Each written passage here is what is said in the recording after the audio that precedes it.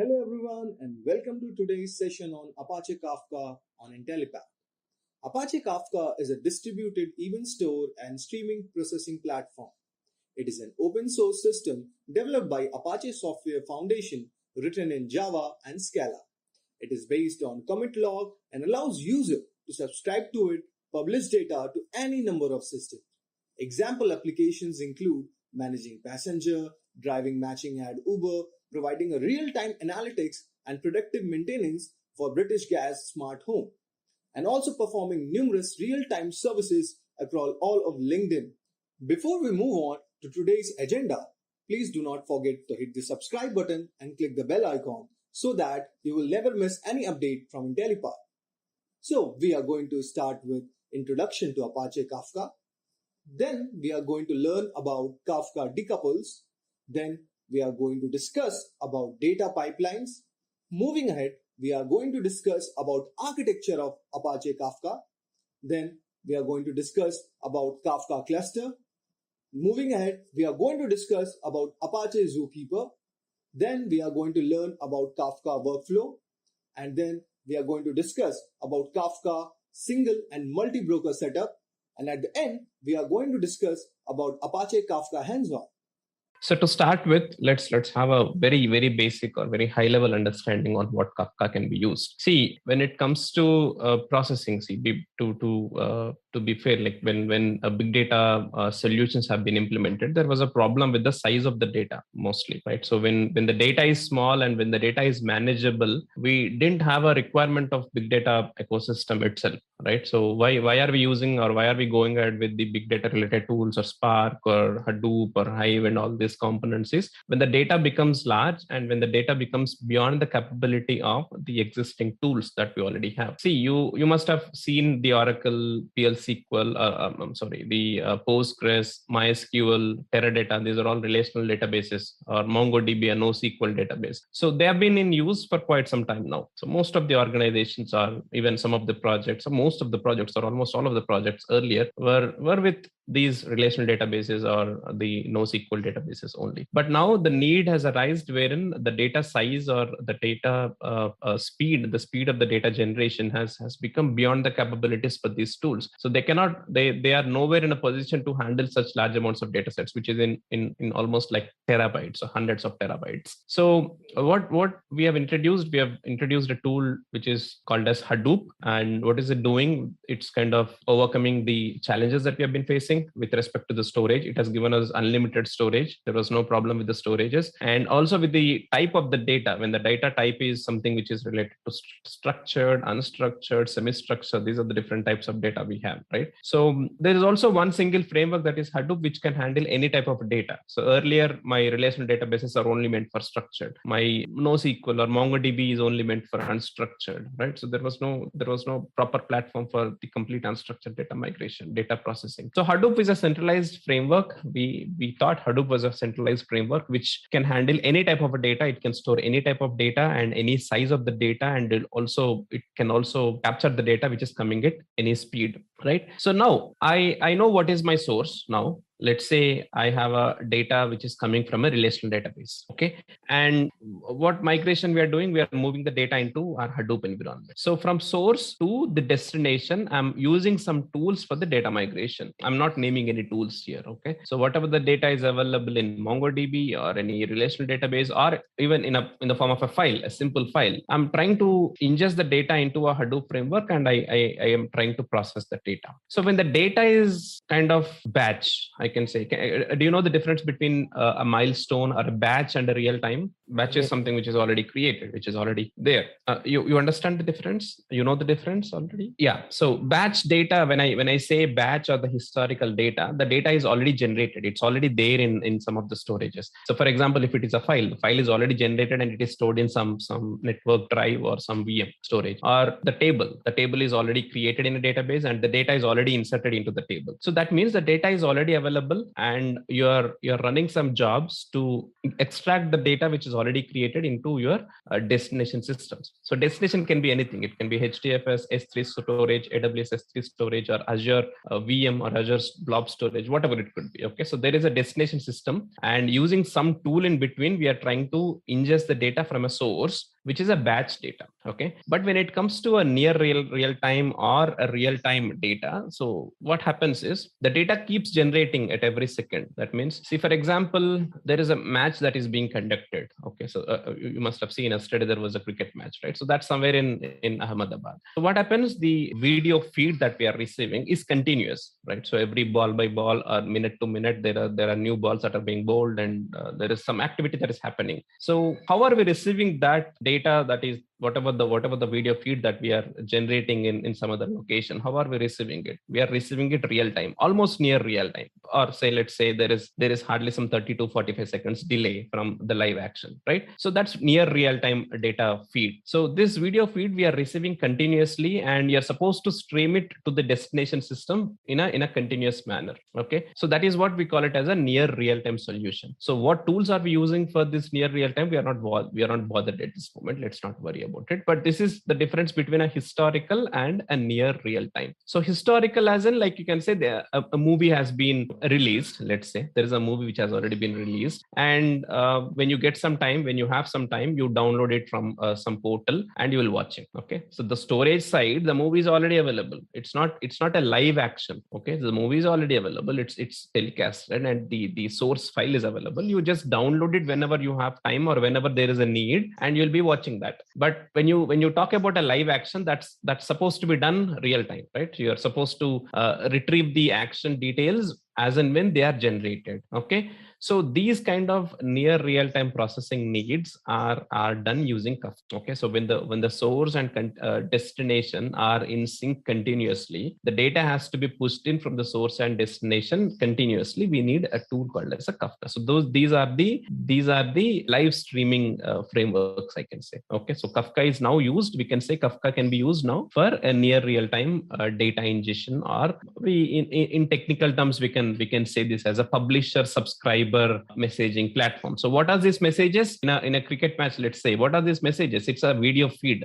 Whatever the video that is getting generated on the source side, we are pushing that messages from source to the destination. Okay, so publish subscriber messaging platform. So what is a publisher in this? Whoever is presenting it, where the match is getting telecasted. So whoever the publisher is, or let's say Hotstar, so he's the publisher. And who are the subscribers? We are the subscribers. So publisher is publishing the messages, publishing the video. Subscriber is subscribing to those messages and reading the video, let's say. Okay, visualizing the video. Okay, so this is what Kafka will do. It's kind of a live streaming platform which is used to ingest the data in a real-time manner. Okay, so understood? Any questions with this? So in our scenarios where we can use Kafka, in most of the scenarios where we use is, like, you kind of get the input sources. Where do you get the input sources? You get it from a particular file location. You say that, okay, the source is available in so and so location. Okay, or the source is available, the source data is available in a table,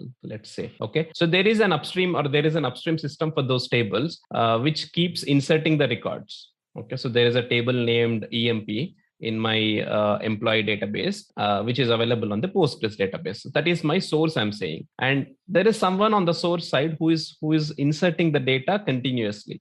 Okay, so now we have 100 records. After 10 minutes, we had some 200 records. After 15 minutes, we had some 300 records. So there is an insert, there is a continuous insert that is happening on the source table. So what is my activity? You're supposed to monitor the table, and whenever there is an insert happening, whenever there is a record that is being inserted on the source table, you are supposed to pull it into your destination system. So there is another table, let's say. Okay, so there is another table, and you're supposed to extract from the source table and load it into the destination table. So in between, whatever the framework that we're going to use is one of the framework is Kafka. So we have something like Plume, or we have Spark Streaming, or what else we have Pulsar. You must have heard about Pulsar.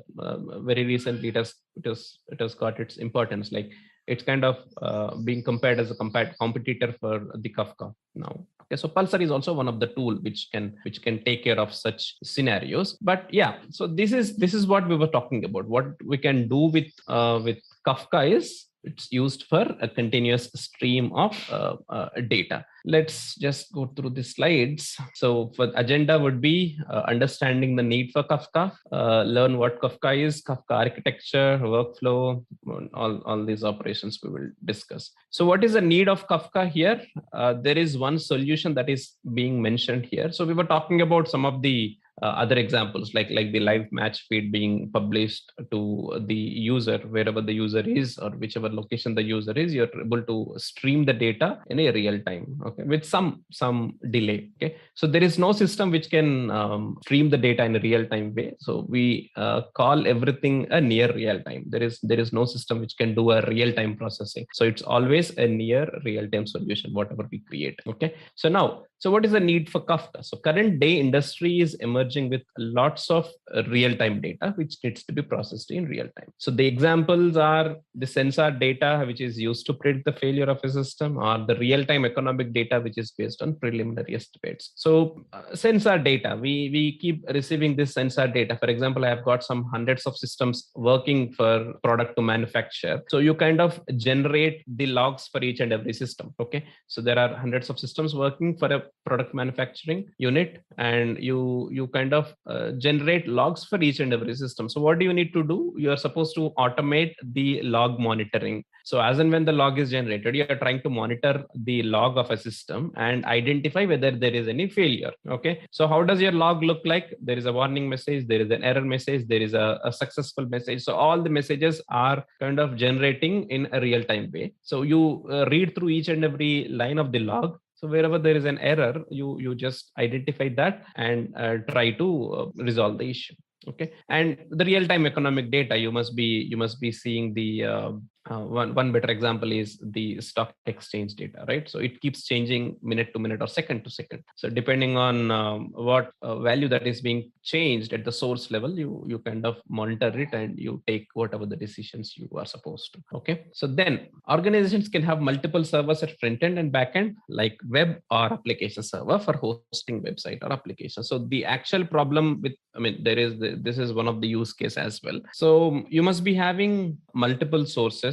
There is one diagram which you can see. So there is a front end application server. There is an application one, a different application two, a chat server, and on the destination side there is a database server. There is a security system, real time monitoring, other services, and the data warehouses. So every application has to interact with the destination system here. So application one, two, chat server, everything interacting with the different destination systems that we have. So if you look at the connections that we are trying to establish, so each I can call this source 1, source 2, source 3, and source 4, destination 1, 2, 3, 4, and 5. Okay, so we cannot read out all these things. So from a source 1, I'm trying to integrate with all the destinations. I'm trying to connect to all the destinations. So what does your front-end server need? It needs some data from the database server. It needs something to validate from the security system, and it also needs some real-time monitoring. So it may need every such interaction. So my front-end server is ideally interacting with all the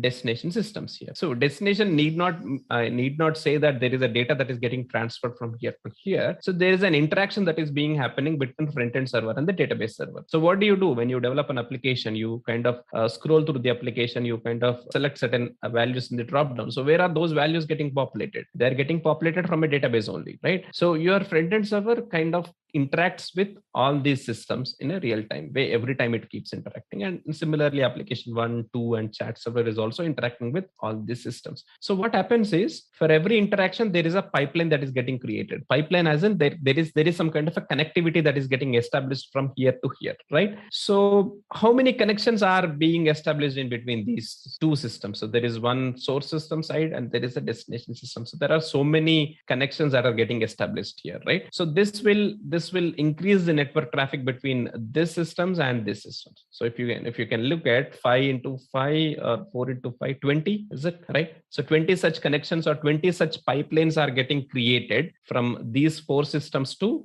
5 destination systems. So if there are only 4 source side systems, it's almost like 20. And if you keep on increasing the source and the destination, the number of pipelines or the number of activities interactions will go to a large number. So how can we decentralize this? How can we simplify this connectivity pattern, and how we can find a better solution, or how we can create a better solution with Kafka? We will see. Okay, so it's just, you can just assume that there is one source and a destination. So the source need not generate a message always, and destination need not receive the message. So there is a point 1, there is a point 2, there is a data exchange that is happening between point 1 and point 2. That's it. Okay, so who is going to manage this data exchange is what Kafka will do. Okay, how better we can manage the data exchange from a point 1 to point 2 is what we are discussing here. So now these are all the challenges that we are facing, and how Kafka can solve this problem, we'll see that in a diagram here. So this is what we have. So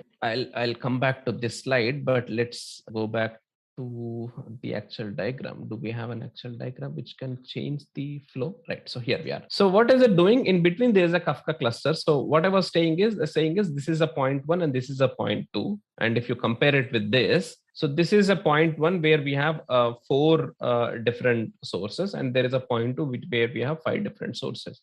So all these connections are replaced by a single Kafka cluster in between. So regardless of how many source side systems we have here, if you come back, so regardless of how many source side systems you have, you're not even worrying about how many destination systems here. So I have 4 here, I have 5, I can have 20, I can have 30. My source side systems are not even looking at these destination systems. So what my only agenda is, I'll just try and publish the messages to this cluster. So there is a Kafka cluster in between. There is no pipeline. So there is a Kafka cluster. So this will send the messages to Kafka. This will send all these 4 will send the messages to Kafka. That's it. On the second hand side, these systems will receive the messages from Kafka. So they are not even worrying about what are these 4 systems that are sending the messages to Kafka server here. Okay. So there is no connectivity between these and these. A direct connectivity is not at all established. So on the source side here, I have a source and I have a Kafka cluster. On the destination side, I have a Kafka cluster and I have a destination system. Okay. So I keep sending the messages and these keep receiving the messages. But what will be the challenge here? What can be a challenge here? Identifying which message to send and identifying which message to read. Yes or no? So front-end server, let's say front-end server has to interact with a security system. What front-end server will do, it will send the message. But how can security system identify the message that is being sent from the front-end server only? So there are all these messages which are being sent to the cluster. And how does the security system identify which message has received from front-end server? So that will be the challenge for us. What it has to do, it has to add some kind of an identifier, I can say, or some kind of an index or whatever. There is some kind of an identifier that is being attached to this message, saying that, okay, if the message is having a so-and-so identifier, that means that front-end server is sent the message. If the message is having an identifier as application 1, that means application 1 has sent the message. So depending on that, your different systems will read the messages and it will identify whatever the messages to read. Okay, getting it at least high level. I mean, these are not the technical details and not even the technical terminologies, but just high level. Are we clear with what we do here? Now, so on the source side or whatever, whichever system is sending the messages, we call it as a producer. Okay, so now the terminology changes, right? So we were calling a source or we were calling a destination. So now whatever system is sending the message is called as a producer, and whatever system is receiving the messages will be called as a consumer. That means producer keeps producing the messages, consumer keeps consuming the messages. So if you see, there is no direct interaction between a producer and a consumer. So producer will interact with the Kafka cluster, that's done, and consumer will interact with the Kafka cluster. So it's not interacting with the producer here. Okay, so producers will be interacting with the Kafka cluster, will be publishing the messages. We call them as publishing the messages, and consumer will subscribe to those messages. Okay, so now getting into some of the theoretical or the technical definition. So it's an open source distributed publish subscribe messaging system which manages and maintains the real-time stream of data from different applications, websites, etc. So we know what is an open source system. So it's free of cost. Kafka is free of cost. Confluent is again a licensed software. So Kafka is an open source system. It's a distributed platform. We call it distributed because we've got multiple clusters, multiple servers inside a cluster to distribute the load, and publisher subscriber messaging system. So this is how we do, right? Source side, they'll be publishing the messages, and consumer side, they'll be subscribing to those messages, and which manages and maintains the real-time stream of data, right? So we know that. Now, it was originated at LinkedIn. It was created and then it was open source to Apache project in 2011, and it is default written in Scala and Java, and it is fast, scalable, durable, fast tolerant, and distributed by design. So we will see all these features what they are. So ideally it is written in Scala and Java. So it's a big data project, so mostly they'll be using Scala for development. And then the solution that we were talking about, how this particular questionnaire or this particular challenge has been overcome with this particular solution. Okay, so there's some content written in it. You can just read through it. So now getting into the components, so different components which are available inside the Kafka cluster. So we know what is a Kafka cluster now. We don't know the architecture, but we know there is a system which is running in between a producer and a consumer, which takes care of transferring the messages from the publisher to the consumer. Now, inside Kafka cluster, you have something called as a broker. So Kafka brokers are the servers that manage and mediate the conversation between two different systems. So brokers are responsible for the delivery of messages to the right party. So inside the cluster, there are multiple nodes associated in it. So every node or every server, we call it as a Kafka broker, and these brokers are responsible for the actual transfer of data. Whatever the data is generated or whatever the data is supposed to be consumed will be taken care by the Kafka broker itself. So a Kafka server can have multiple number of brokers. Okay, so depending on what configuration you provide. See, broker, when I say broker, it has an IP address and it has a port. That is how you identify a broker. Okay, so inside the cluster, you have multiple nodes. So how do you identify a node? Through an IP and through a port which it is connected. So when I say I am connecting to a so broker, what do you mean? It is going to have some IP address and a specific port that is being configured to it, and using that you'll be publishing the messages. Okay, you'll be using that broker to publish the messages or consume the messages. Now, a message, what is a message here? So any kind of data that is being transferred between a producer and a consumer, we call it as a message, and it can be of any format, a string format, JSON, Avro, or anything for that matter. Okay, so anything between a publisher and a message, or whatever the data that is being transferred, we transfer it in the form of a message. We call it as a message. Topic. So all the data or all the messages that we are trying to publish or consume are stored in the form of a topic here. Okay, so what is a topic is like I create a Kafka topic and I send some messages to it, and that's where the messages are being stored. Stored as in it's not a permanent storage that we're going to give. So I inside the Kafka cluster, I'll be creating a Kafka topic. I'll be configuring a Kafka broker, and whatever the messages are supposed to be sent, I'll be sending it to this particular topic only. So now topic is a differentiator, I can say. So for example, going back to the diagram, so my front-end application server, I'm creating a topic named topic 1. So my front-end server is sending all the messages to the topic 1 only. Okay, so I'll configure in such a way that I'll configure my topic 1 for all the front-end server. So who has to receive the messages from the front-end server? The database server, the security, real-time, other services, and data warehouse. So all these destination systems, consumers will subscribe to this topic 1 and will read the messages which are available inside the topic 1. So what is the source-side activity?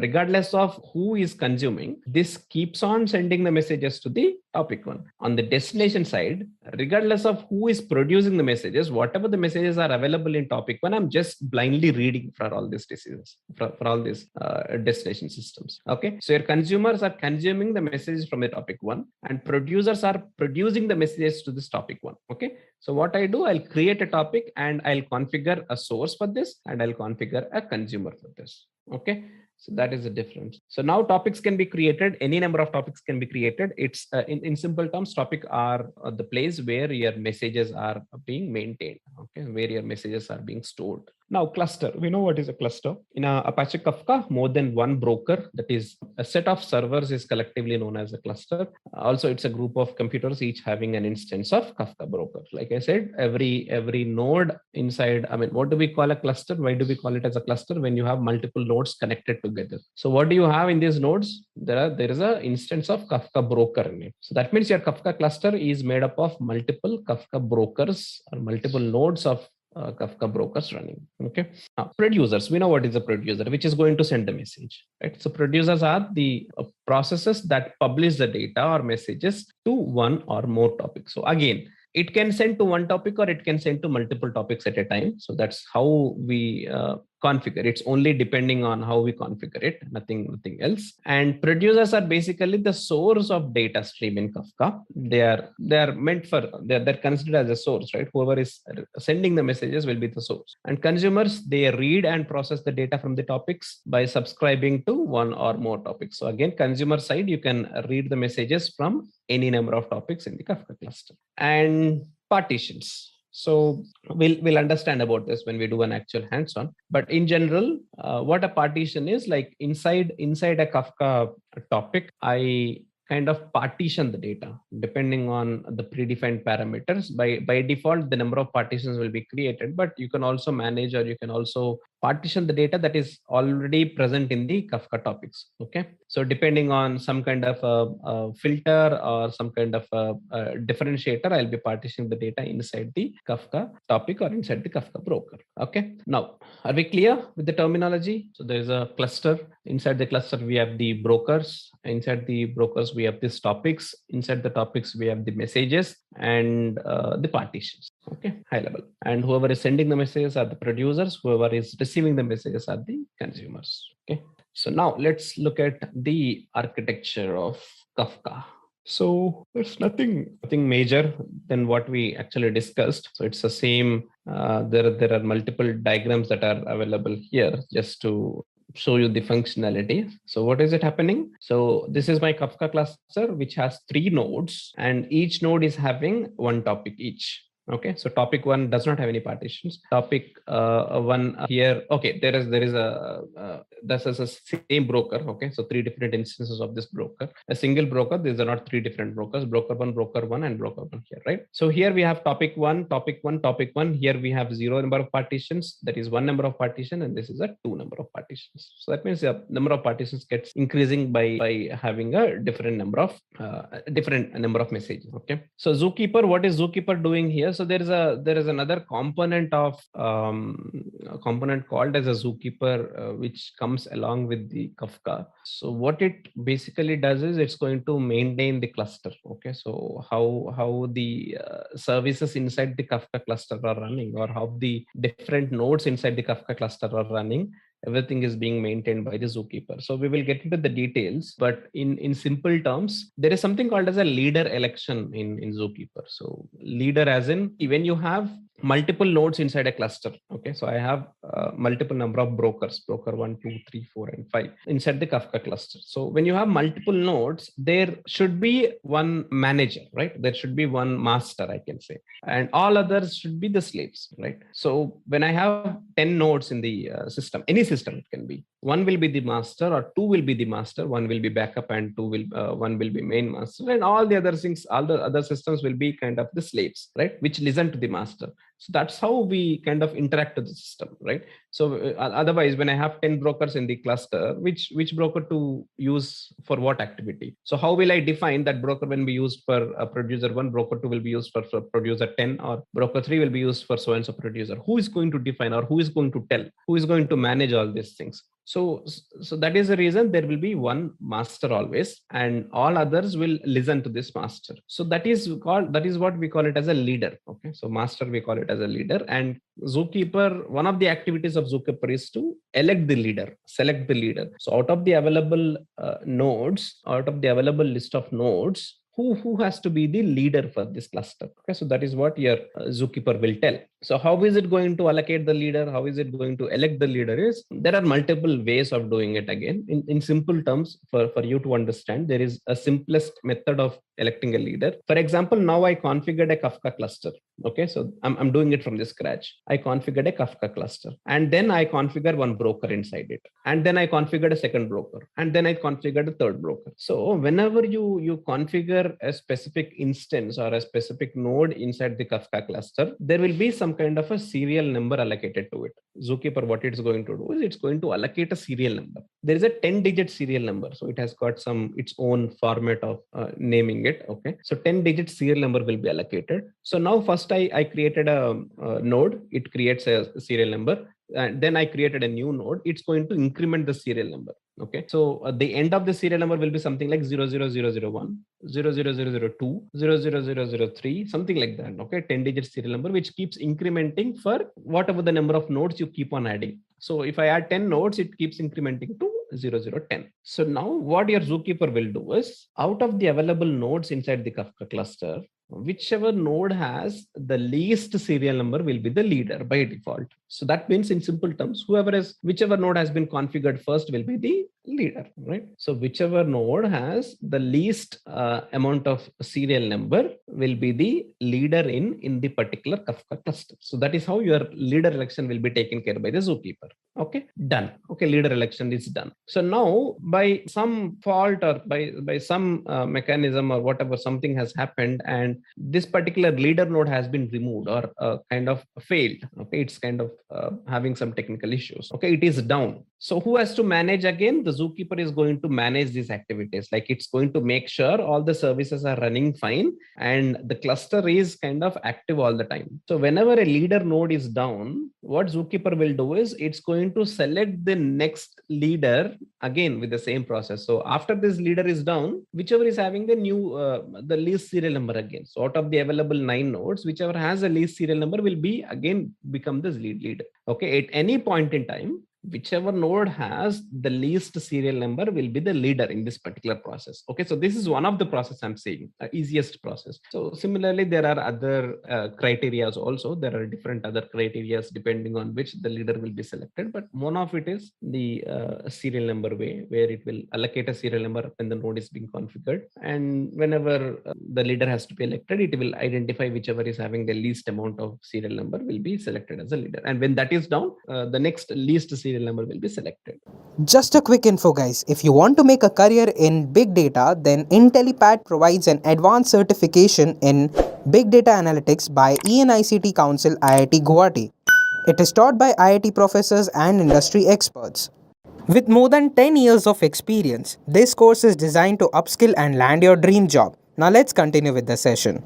Clear? This is what your zookeeper will do. It's kind of maintaining all the synchronization activities between the nodes inside your Kafka cluster. Okay, so we'll talk about it. We'll talk about it later. But now this is what is going to happen. Now, so this is broker one with one partition, and broker one the same topic with 2 partitions. So producer keeps publishing the messages, and the broker one is making sure that it's receiving the messages from these 2 producers, and whatever the consumers are configured for this topic are going to consume the messages. Okay, so now what is happening inside this topic 1 is, my topic 1 has 3 partitions: partition 0, partition 1, and partition 2. And producer 1 is sending the messages to all these 3 partitions here: partition 0, 1, 2, and producer 2 is also sending the messages to 0, 1, and 2. So whichever partition the data is available, your consumer will consume the messages from all these 3 partitions. Okay, so similarly, you can see the message, you can see the difference here.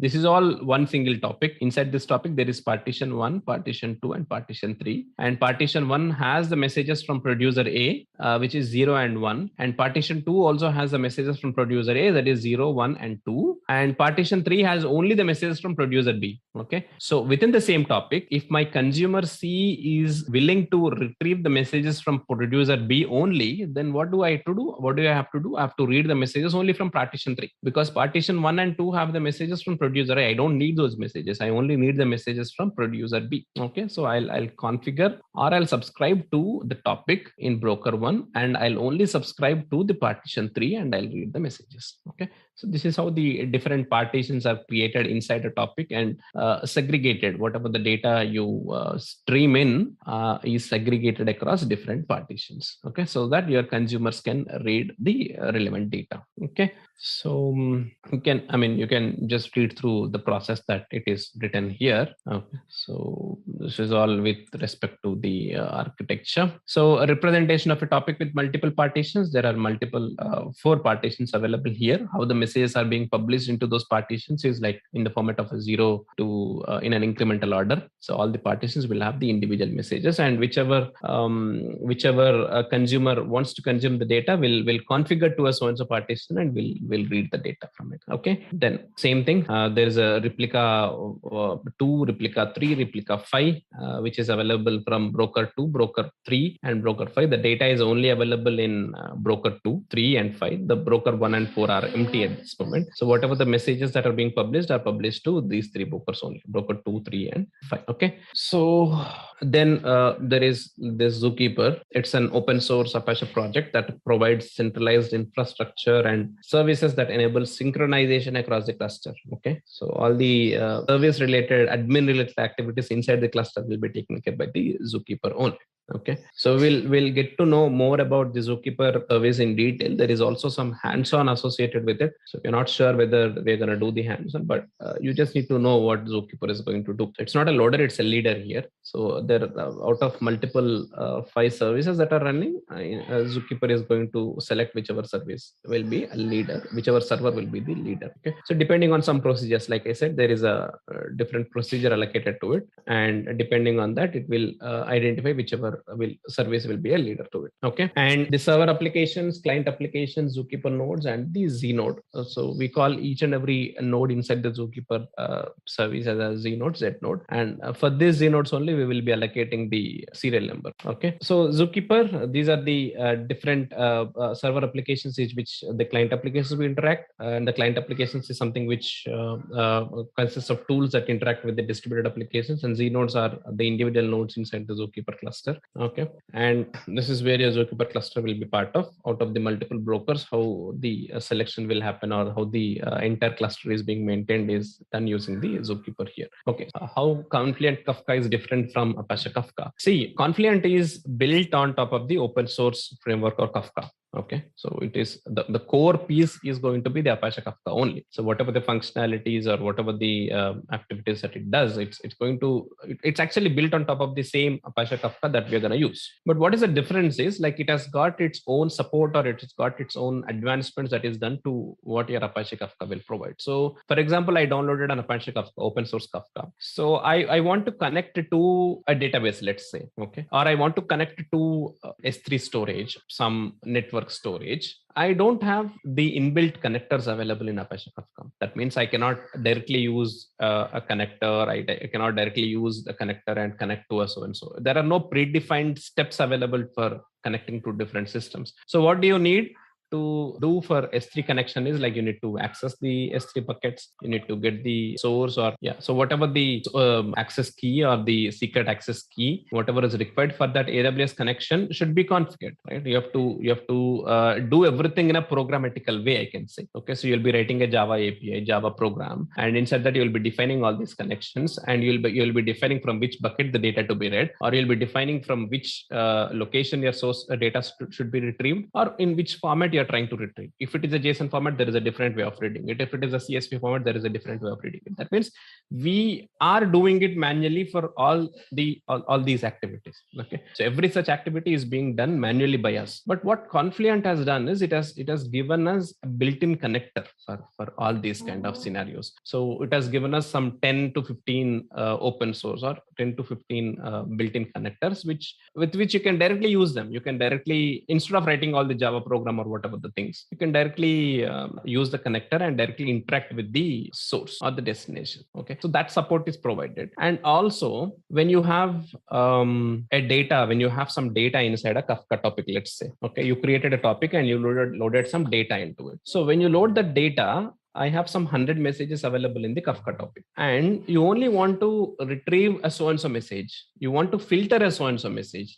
Okay. So that's not possible in your open source Kafka. But in Confluent, what they have done is they have considered the data that is coming inside a Kafka topic in the form of a table. You can create a table and you can do a select queries. You can do a whatever the select operations, SQL operations you want to do. You can filter the data that is available inside the Kafka. Okay. So that support is provided. That is what we call it as a KSQL DB support. Okay. So what is this KSQL? Kafka SQL. So it's giving you a SQL support for your Kafka topics or Kafka messages that you're trying to publish. Okay. So these are some of the advancements that the Confluent has provided, and it has brought its own pricing strategy for it. So depending on what services you use, different pricing methodologies will be defined for it. Okay. So this is one of the support which it's providing, and the programmatical way, like Kafka is all programmatical, like you have to write the Java programs for different connectors and all that API related support. But Confluent Kafka, not all, but it has provided you some of the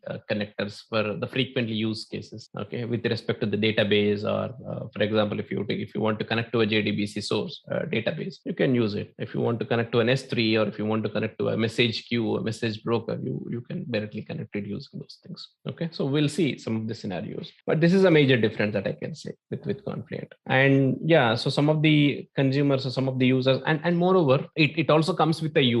It has got its own proper UI defined, where you can create the topics or connectors or the destination systems directly in the UI itself. Okay, so there is a UI where you can configure the connectors. What are the different parameters associated for so and so connector? You can directly do it inside the UI itself. That's not suggest. I mean, we don't suggest you to use the UI, but there is a support also available in the UI because for a lame person also who does not have any prior coding knowledge can directly do that in the UI. Right? It's kind of select whatever the parameters you want. If I tell you go to the UI and select a topic, create a topic, there is an already option available, create topic. You do the create topic, whatever the parameters you want to specify, you'll be directly listing it there itself. You need not come to the terminal again, right? So that kind of UI support is also provided with the Confluent thing. Okay, yeah, so that is it. This is part of the Hadoop framework. Actually, Kafka is very much within the Hadoop ecosystem framework.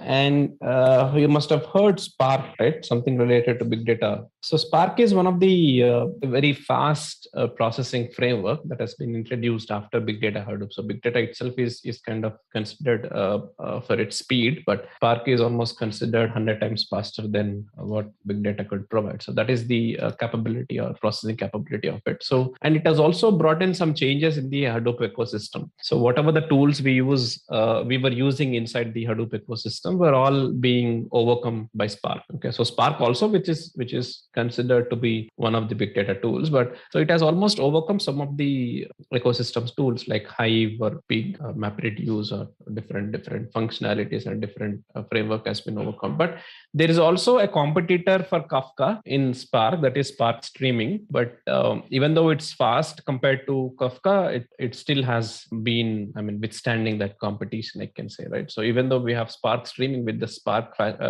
capabilities, there are still users, or there are still systems which are running on Kafka because of its very own framework, or because of its speed, I can say. Okay, so it's not comparatively faster to Spark Streaming, but it has got its own advantages or features which can differentiate it from Spark Streaming. Okay, so there are still many companies which are using it. So quickly to Kafka Workflow. This is these couple of slides will show you how the process of Kafka publish subscriber messaging platform would work. So what is the first thing? So producers will send messages messages to a topic at regular intervals, and brokers store these messages in partitions configured for that particular topic. We know that, right? So producers are something which are sending the messages, and these brokers are making sure that this particular messages are stored in a so-and-so partition inside a so-and-so topic. So when you are configuring a Kafka pipeline, when you say there is some data that needs to be published, you give a Kafka topic name, you give a broker name. Okay. So using that broker, using that Kafka topic, the messages are being retrieved and will be loaded into that. So if your producer sends two messages and there exists two partitions, so Kafka will store one message in the first partition and the second message in the second partition. So why is it being done, or how this particular thing is done, which is very much internal to the Kafka framework, that is being designed in such a way that if it has two partitions, so how many partitions we can create is in our control. Okay, you can define the number of partitions, you can change the number of partitions for that matter. But when you have two messages that are being received, the first partition will receive the first message and the second partition will receive the second message. And consumer always subscribe to a specific topic. So now on the consumer side, when one consumer subscribes to a topic, Kafka provides the current offset of the topic to the consumer, and the offset is saved in the zookeeper ensemble. And for new messages, the consumer will request Kafka in a regular interval, like 100 milliseconds. So at every 100 milliseconds, it keeps refreshing it. So what do you do? Depending on the number of consumers you have, you will subscribe to a so-and-so topic. So now we are not even worrying about which publisher is sending the messages. So publisher has sent the messages to the topic. That's done. Okay. So whatever the messages you have in a specific topic, your consumer will know which topic to consume from. So you will configure whatever the topic, you will try to connect to that topic and retrieve the messages, and Kafka will kind of provide the offset of that particular topic to the consumer. And all these offsets are saved in the zookeeper ensemble. So zookeeper ensemble is going to kind of keep a track of all the offset IDs. So we will get into the details again maybe later. And now, as soon as a message is received from the producer, it is forwarded to the consumer. So on receiving the message, consumer will process it. So now when you don't have a consumer configured for a message, what happens? Your producer will only keep dumping the messages to the topic. Okay. But when you have a consumer configured, as and when the producer receives the messages, the consumer also will receive the message. So after sending the message to the topic, when you have a destination system, when you have a consumer available for it, your topic will send that data, whatever it is receiving, to the consumer straight away. Okay. So there won't be any delay. So once the message is processed, an acknowledgement is sent to the broker. Yes. And on receiving the acknowledgement, the offset is changed to the new value and is updated in the zookeeper. So what is happening? So for every, what did we see in the previous slide? If you see, Kafka provides the current offset of the topic to the consumer, and the offset is saved in the zookeeper ensemble. So after the message is consumed and the acknowledgement is sent, the offset is changed to the new value and is updated in the zookeeper, right? So offset, what is it kind of giving you? It's kind of giving an index, right? So till what data your consumer has received consuming. So I have 0 to 100 records. Initially, I received 0 to 10. The offset was only for 0 to 10. After receiving the messages from 0 to 10, I sent the acknowledgement to the broker. Now the offset is set from 10. So whatever the messages are received after the ID 10, I'll only process those, so that the repetitive records are not processed at a time. Okay. So this is going to happen when you have an end-to-end system configured, saying that, okay, there is a publisher, there is a Kafka cluster, and there is a consumer, and you run all at a time in the form of a stream. This is the configuration that it's going to happen. But for example, if you are doing it individually, you send the publisher, you configure the publisher individually, you send this message to the topic. After that, you configure it to a consumer. So there won't be any offset that is getting created. So all the data that you have inside the topic will be pushed into the consumer here. Okay. So there won't be any offset. If this is running in the form of a stream, only then this is going to work in such a way. Now, on receiving the acknowledgement, the offset is changed to the new value and is updated in the zookeeper ensemble. Here again, the consumers are able to read the new messages correctly even during server outages, since the offsets are maintained in the zookeeper. The flow repeats until the consumer stops the request. Right. So what happens even when the server outages? This is prone to, Kafka is developed to withstand certain amount of server outages. Even then the connectivity is removed, you still have the messages in the topic, and your offset is also being maintained so that you won't lose track of what messages you have consumed or what messages you're supposed to consume later on. Right. So that information is already there in the zookeeper, and depending on what offset you have at this moment, you will be reading the messages from the later stages, whatever have been received after creating that offset, right? And this is going to continue as long as this particular connection is established. So once this is disconnected, once the consumer is disconnected, the flow will be stopped. So this is what I was talking about. The flow as in the stream, the entire stream of messages will stop as and when you stop the consumer. And the Kafka cluster, you can just look at the diagram again. There are multiple ways of having a Kafka cluster here. So this particular Kafka cluster is designed with 1, 2, and 3 brokers. Okay, so there are significant benefits of having multiple brokers. So a single Kafka server works well for the local development work. So whatever the development, whatever the installations we do is only a local installation, right? So that will be only one Kafka cluster with one broker. Okay, so but in the production environments, you will have multiple set of brokers. So they'll configure in such a way that, okay, this project is allocated for so and so broker, the other project is allocated for so and so broker, something like that. Okay, you'll not have access to the entire cluster or the entire broker as well. Okay, and moreover, as you are getting into Confluent, so you'll not be able to segregate, or you'll not be able to get into all those details of it. Okay, you'll only receive what you wanted to or what you're subscribed for.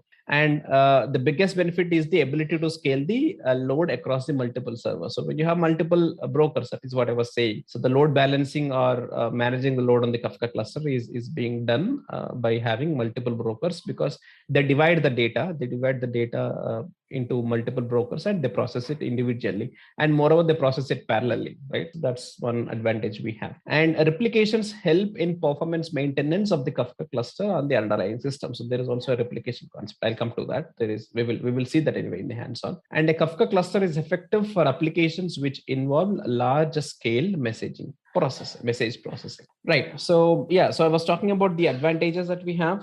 There is a replication concept where the data that is available on a so and so topic or on a so and so partition can be replicated on a different broker. So this replication concept is actually coming from the Hadoop related storages. So in Hadoop also you have something called as a replication factor, where you store the data in multiple nodes just to be safe, so that if this particular topic is saved on topic broker 1 and broker 2, what is happening when a broker 1 is down, you still have the data or you still have the topic available in the broker 2. Okay, so that is what we kind of have an advantage. And also it is meant for large scale processing. So when you have multiple brokers running together, you can have any kind of large scale application or large scale amount of messages can be pumped in using this Kafka cluster, right? So the command line tools will be running this anyway. So it can work on a single broker cluster, or it can also do a multiple broker cluster setup. We will see that diagram once. Yeah, so let's just come back to this slide. So I was talking about the single node, single broker cluster. This is how, and the single node multiple broker cluster, and the multiple node multiple broker cluster. Okay, so mostly you will be having a multiple node multiple broker cluster setup only in most of your real-time environments, where multiple nodes are available and multiple brokers will be set up. And a single node multiple brokers is not a suitable thing, because the same node we are using as a different broker, the load will not be shared. Okay, so whatever the brokers you use, you again use the same node for processing it. Okay, so the load balancing is not being done here. And this is only for the local setup. Whatever the local machine installations you do, we'll be using this particular setup there. Okay, so these are the scripts that you need to run after you have access to the Kafka cluster. So even in the Confluent, okay, even in the Confluent, to start the services, you're supposed to start with these 3 scripts first. Okay, not 3, but 2, I can say. So first thing is you need to start the Zookeeper. Okay, so it's going to be running. So the Zookeeper server start.sh will be available in the bin folder in each installation. Whatever the installation you can take, open source installation or the Confluent installation, you'll have a bin folder available in it, and inside the bin folder you will have a Zookeeper server start.sh, and this will take one parameter as an input. The parameter will be a property file that is available in the config zookeeper.properties. Okay, so this zookeeper.properties is available under the config folder for Kafka, Apache Kafka, and if it is for Confluent, you will find an etc folder. Under etc you will have Kafka, and under Kafka you'll have zookeeper.properties. Okay, so that's the change in the path of your zookeeper.properties. In Apache Kafka, it is available under config, and in Confluent Kafka, it is available under etc Kafka. So you need not worry about which location it is available. You can just navigate through the path and check where the property file is available and give the path in the server start.sh command. Okay, when you're running the server start.sh, you can give the parameter after the sh, you can write the path of the zookeeper.properties. So similarly, after the zookeeper service is running, you open a new terminal and start the Kafka server. Okay, so Kafka server requires the zookeeper server to be enabled first. So first thing is you'll be running the zookeeper and then you'll be starting the Kafka server. So again, Kafka server start.sh file will be available in the bin folder of both Confluent and Apache Kafka. It is always available in the bin folder. You have to start this .sh file using a property file which is available under the server.properties. Okay. So again, Apache Kafka will have under config properties and Confluent Kafka will have under etc Kafka. Path is different. Okay. So once you start these two services, then your Kafka cluster is started. Okay. Then you can create the topic, manage the topics, or view the list of topics, or you can describe them, everything using the topics.sh command. So there are this command again, and this is a shell script for creating a producer, for creating a consumer, kind of sending the messages. Okay, the command line way of sending the messages. When I say console producer, that means I'm typing the messages in the command line. So there is no source configured for it. Okay, you yourself are the source. You write the messages, and console consumer is like you yourself are the consumer again. Whatever the messages are sent on the previous terminal, you will receive the messages here. So just to check, okay, check as in just to validate whether your Kafka service or the entire Kafka cluster is running fine or not. Okay, so ideally, two main commands. One is to start the zookeeper server start and the Kafka server start. Okay, and then we have Kafka topics to manage all the topic related activities, and console producer is to produce the messages in the command line itself, and this is to consume the messages in the command line only. Clear? So like I said, we will have a bin and a config. Okay, so like I said, we were going to have two folders. One is the bin and the config. So all the shell script related things will be available in the bin folder, all the shell commands, and all the property files will be available in your config. So this is your Apache Kafka, the open source Apache Kafka folder structure. So let's look at one of the sample file. So what is the first one that we were talking about? The zookeeper server start, right? So there is a zookeeper server start here. And if I may open Notepad++, is that fine? So here we have a Notepad++ file. And I mean, we're not worried about what services it is using, what code it is, or what it is actually running. But there is one parameter that it's going to take here, that is your zookeeper.properties. Right. So where is this zookeeper.properties available? It's available in the config. So this is going to use the config path, which is zookeeper.properties. So these are the properties that it's going to take. So what is it doing? It's trying to create a temporary folder under your daemon, under your source location from wherever you are running it. And the port name is localhost the 2181. So localhost is the IP, whatever the node you are running it from. That is going to be the port, and the IP, and the port will be 2181. And there is this admin server port 8080, which is uncommented. So there are scenarios where you may have to use this admin server also. You just need to remove the comment and restart the service. That's it. So apart from that, nothing else is required here. So similarly, there is a Kafka server start.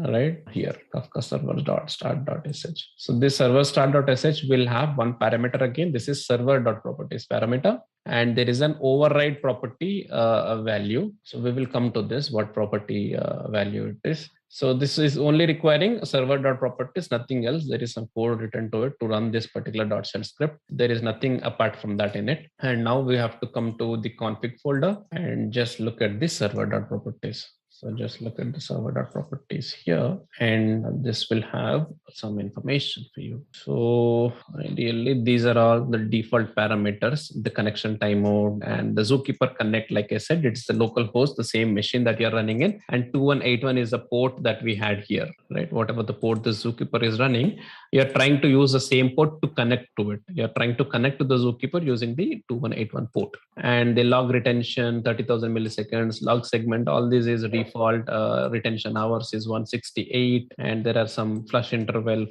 messages. So the number of messages to accept before forcing a flush of data to the disk. So what does this mean? Like when you have a data in a particular topic, and how many messages are you supposed to wait for before you force the messages outside of that topic? Okay, so there are some 10,000 by default, which is specified, which is commented anyway. You can uncomment it, and after the 10,000 messages, the oldest messages will be removed from the topic. So like I said, it's configurable, everything. And what do we need? There is this Kafka topics, Kafka logs folder, which is created for all the jobs you run. You can navigate to this logs folder and read that. And there is a replication factor which is set to 1, because this is a local setup, a single node setup. You don't try to replicate it. Okay, so depending on how many nodes you have, you will be selecting this replication factor. So what does this replication factor is? This is topic replication factor, and this is a state log replication. What does this replication factor mean? Is like duplicating the data. So replication factor for the group metadata internal topics command offsets. For anything other than development testing, a value greater than 1 is recommended to ensure availability, such as 3. So that means by default it's going to be 3. I mean, maximum it can have is 3, and 3 copies of data will be maintained. But now we are only maintaining 1 copy, because it's only a test environment that we are working. So in production, when you deal with the actual data sets, when you deal with the real-time data sets, that's when you'll be increasing the number of replications. Okay, so number of partitions, again, like I said, it's only 1 by default. The default number of partitions per topic. More partitions allow more parallelism for consumption. So, but this will also result in more files across the brokers. So to overcome that, as it is a single node machine, a local host machine, by default it is only 1 which is set. Then maximum bytes, buffer bytes, number of threads, number of network threads, all these are default properties. The broker ID is 0 for now, because this is only 1 broker we are having. When you have multiple brokers, you can set a broker ID 1, 2, 3 or something like that. And again, we'll connect to multiple brokers at different stages. Okay, and then that's it. Yeah.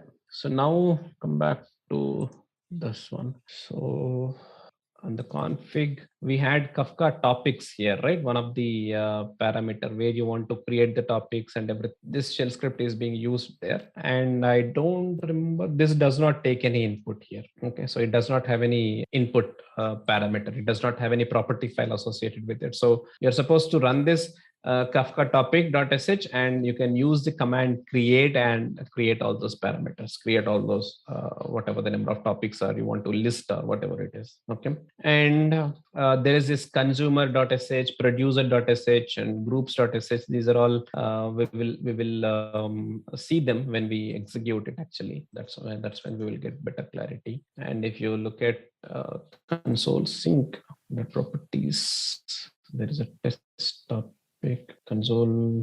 So now if you compare it with this, so this is a connect console source.property. So now go back to bin and just look at the, go to bin, and then you have connect console consumer and producer, right? So connect console consumer and connect console producer. So for running these shell scripts, we will be passing a property file named connect console source and connect console sync. So what does this mean is, you're saying whatever the data you type in inside the command line. We were discussing about console consumer producer and connect console consumer. There are 2 shell scripts that are additional to what we discussed, right? So what are they going to be used when you want to type the messages in the console itself directly? So when you want to type in the messages and publish the data to the topic. So which topic are we selecting? There is a topic named connect-test. So you can configure this. You can change the topic to test1. And when you run this shell script, it's going to create a topic, and all the messages you are trying to type in the console will be loaded into this test topic. Okay, test1 topic. Just a quick info, guys. If you want to make a career in big data, then Intellipaat provides an advanced certification in big data analytics by ENICT Council IIT Guwahati. It is taught by IIT professors and industry experts. With more than 10 years of experience, this course is designed to upskill and land your dream job. Now let's continue with the session. Similarly, from which topic you are trying to read, consume, right? Connect console sync. So sync is on this destination side. This is the source side, right? So on the destination side, whichever topics you wanted to consume, you will be specifying the topic name and configuring it. Based on that, you will be reading whatever the messages you are trying to read there. Okay. So this is a high level thing on the open source Kafka. We will be running these commands again when the environment is set up, but these are some of the property files which we would be needing to understand. Okay. So we don't have much of a theory in this generally. We entirely work on the hands-on only. Okay. So let me share the screen and let's continue with this. Right. Yeah. So this is done. And the next thing would be configuring of a single node and a single broker cluster for local setup. So the prerequisites would be Java, Kafka, and the Zookeeper. So when you want to do a setup by your own, you have to complete the Java installation, or you can also do it on the Windows server, but let's not waste time in configuring a new cluster all alone and taking care of the admin related activities. So let's get access to the VM, and then we will quickly finish that when the setup is already predefined, previously available. Okay. So now how do you start? Once the installations are done, we need to start the Zookeeper first using the Zookeeper server start.sh. And what does it need? It's going to need the config zookeeper.property file. So you have to run this shell script along with the zookeeper.property file, which will start the Zookeeper service. So this is what you are seeing. So in the new terminal again, this has to be kept aside. This particular terminal, it has to keep running. And in the new terminal, run the Kafka server.startsh and Kafka config server properties will start the Kafka server. So after you start that, when you do a JPS is going to list all the services which are running on that particular node. When you do a JPS, it's going to show you this Kafka here, and this is a quorum pair main. So quorum pair main is a Zookeeper service. It's known as a Zookeeper service, and this Kafka is as a Kafka service. Okay, so these two services are running for you. So that means your service are started and your Kafka cluster is available for your activities. Then what do you do next? The first activity is to create a topic, right? So Kafka topics.sh is a shell script that is used to create a topic, and it does not require any property file like we have seen in the shell script, right? In the shell command, in the notepad file. There are no input parameters required for this, right?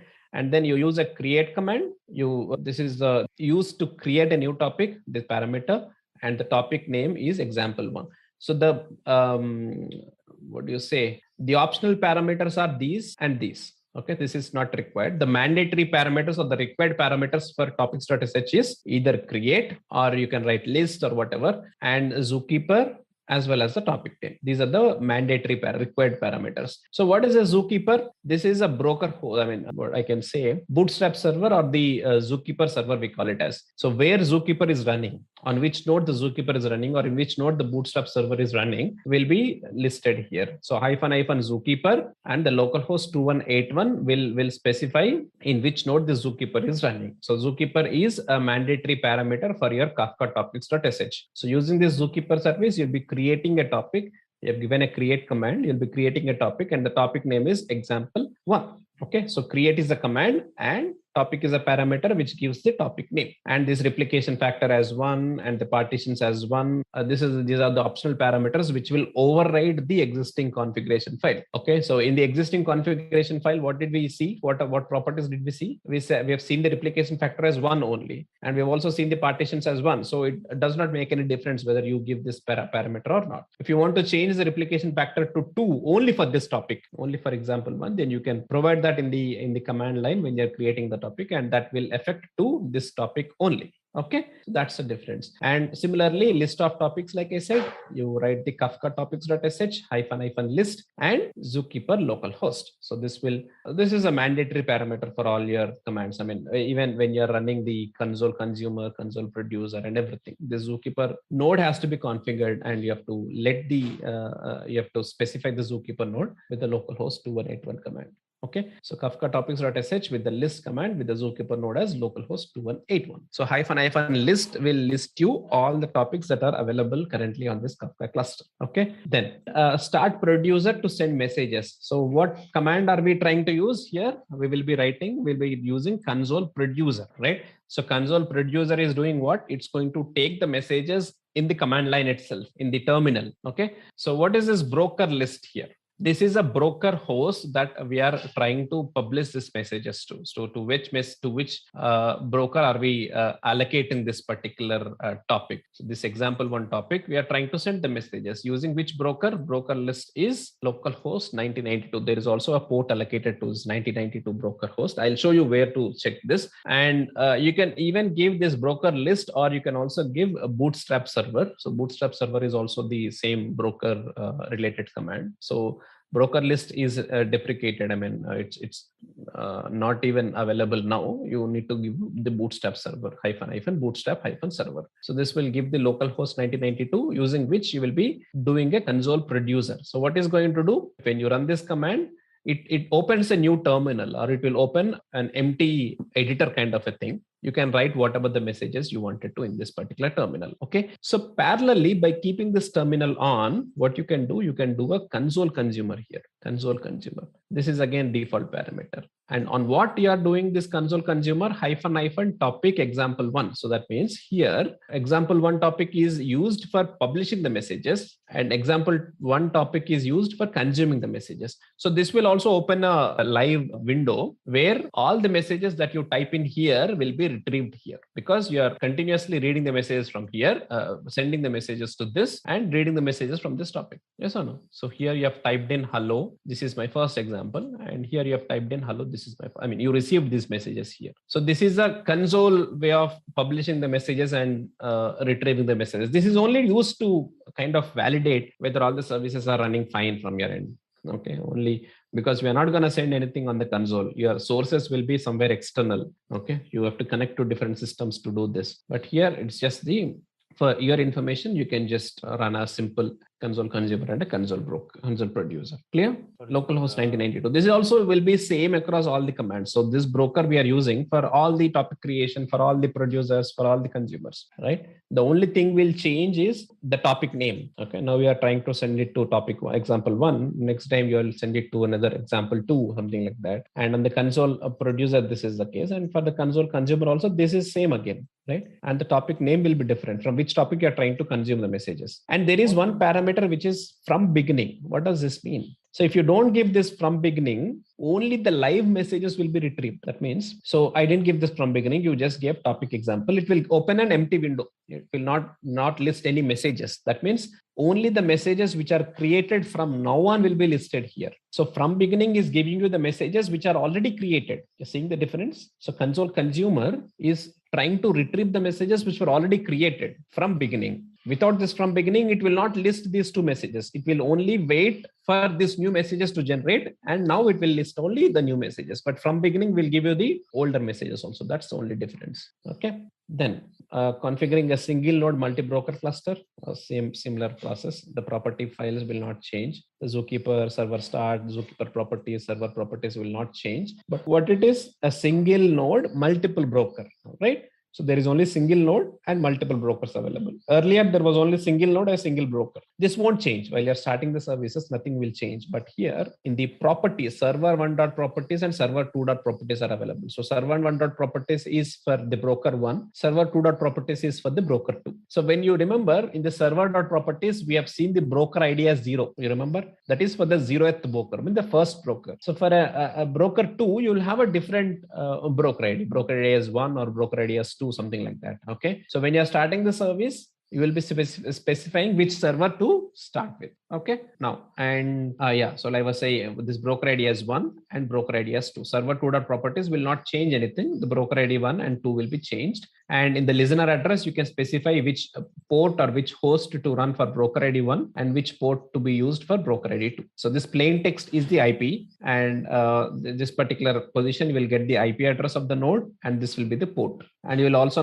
provide a different location for Kafka logs also. So this location can be the same because they are anyway stored on a different. Okay, this is a single node only, right? So it's going to get saved in the same node, but they'll be using a different port for it. And the same location, you will have Kafka logs 2 and a Kafka logs 1. You're getting the difference? I'm using the same single node to configure two brokers. Okay. So earlier there was only broker ID 0 in my configuration. But now when I want to have two brokers, I gave one property file as broker ID 1 and another property file as broker ID 2. Okay. And different port for 1993 for broker ID 1, 1994 for broker ID 2. So when you are actually running the commands here, that's going to make a difference. So when you're starting with multiple brokers, you'll start a server sh with server 1 property, Kafka server start.sh with the server 2 properties. After that, here, so this is a creation of topic, which is done using the zookeeper command. And when you're doing a console consumer or console producer, you're using a console producer with a broker list as localhost 1993 and localhost 1994. Okay.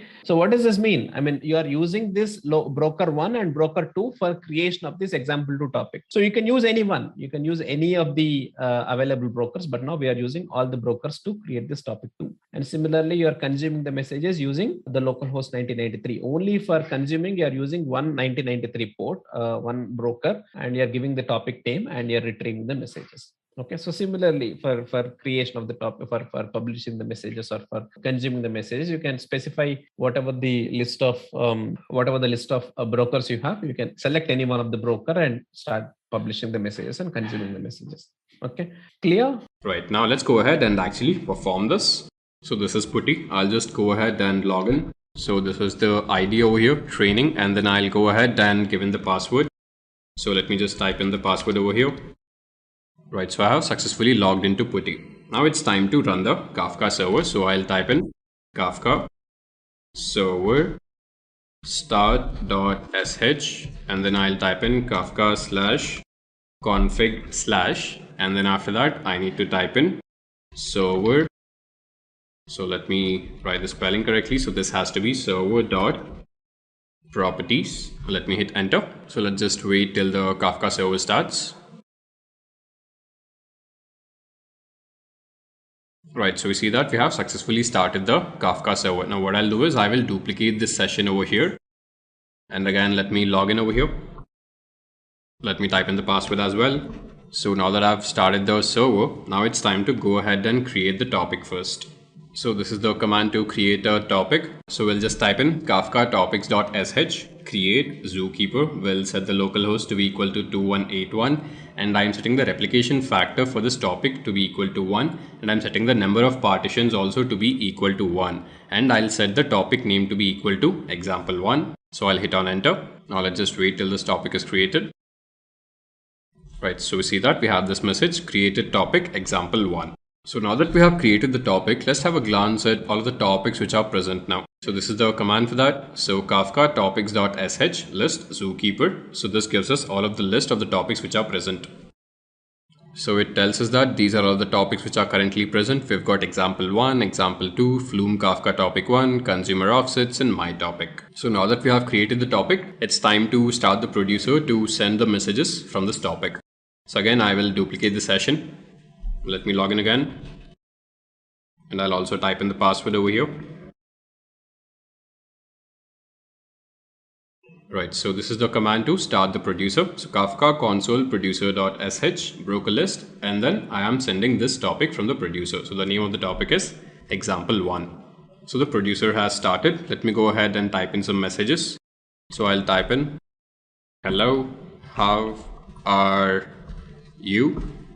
I am good. Right, so these are the messages which should be sent from the producer to the consumer. Now I'll create another session and I will start the consumer in that. Let me type in the username and the password. Let me also type in the password again. And this is the command to start the consumer. So we've got Kafka console consumer.sh, and this consumer would be listening to this topic example1 from the beginning. So let me just wait till all of the messages are coming from the producer side to the consumer side.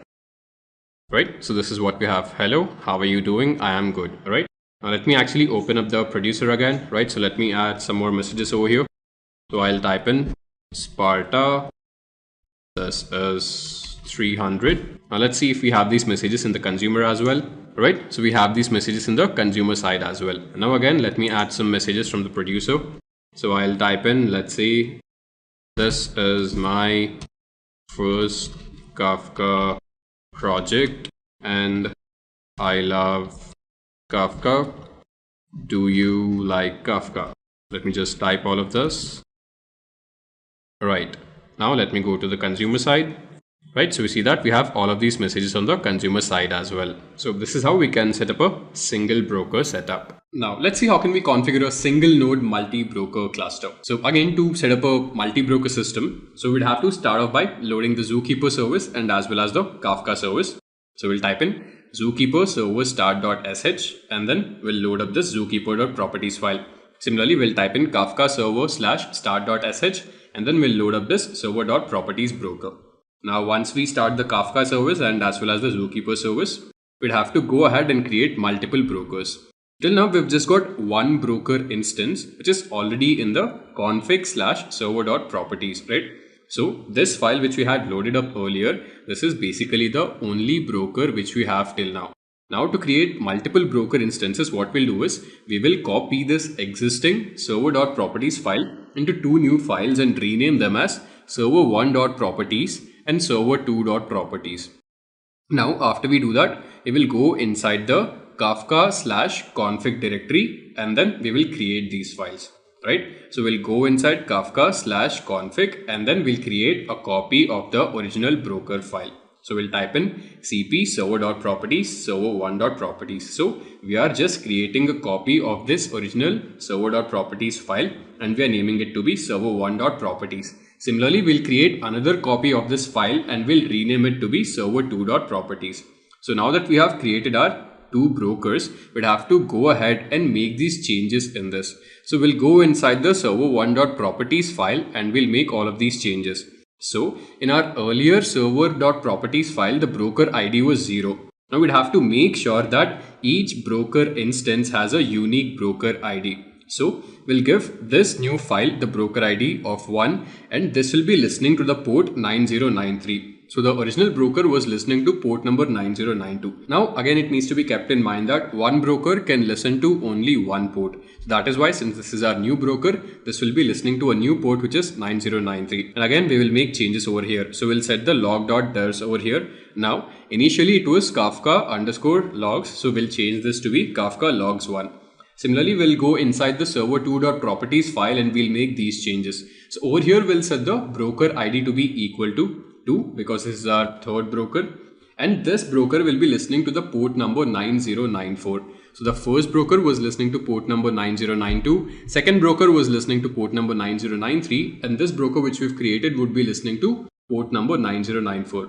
And again, we'll make changes over here. So we'll change this to logs2. Now, once we set up this, we'll have to go ahead and start all of these brokers which we've created. So the command would be same. We'll type in Kafka server start.sh and we'll load up this server1.properties. Similarly, we'll type in Kafka server start.sh and we'll type in server2.properties. So this is how we can start these two brokers which we have just created.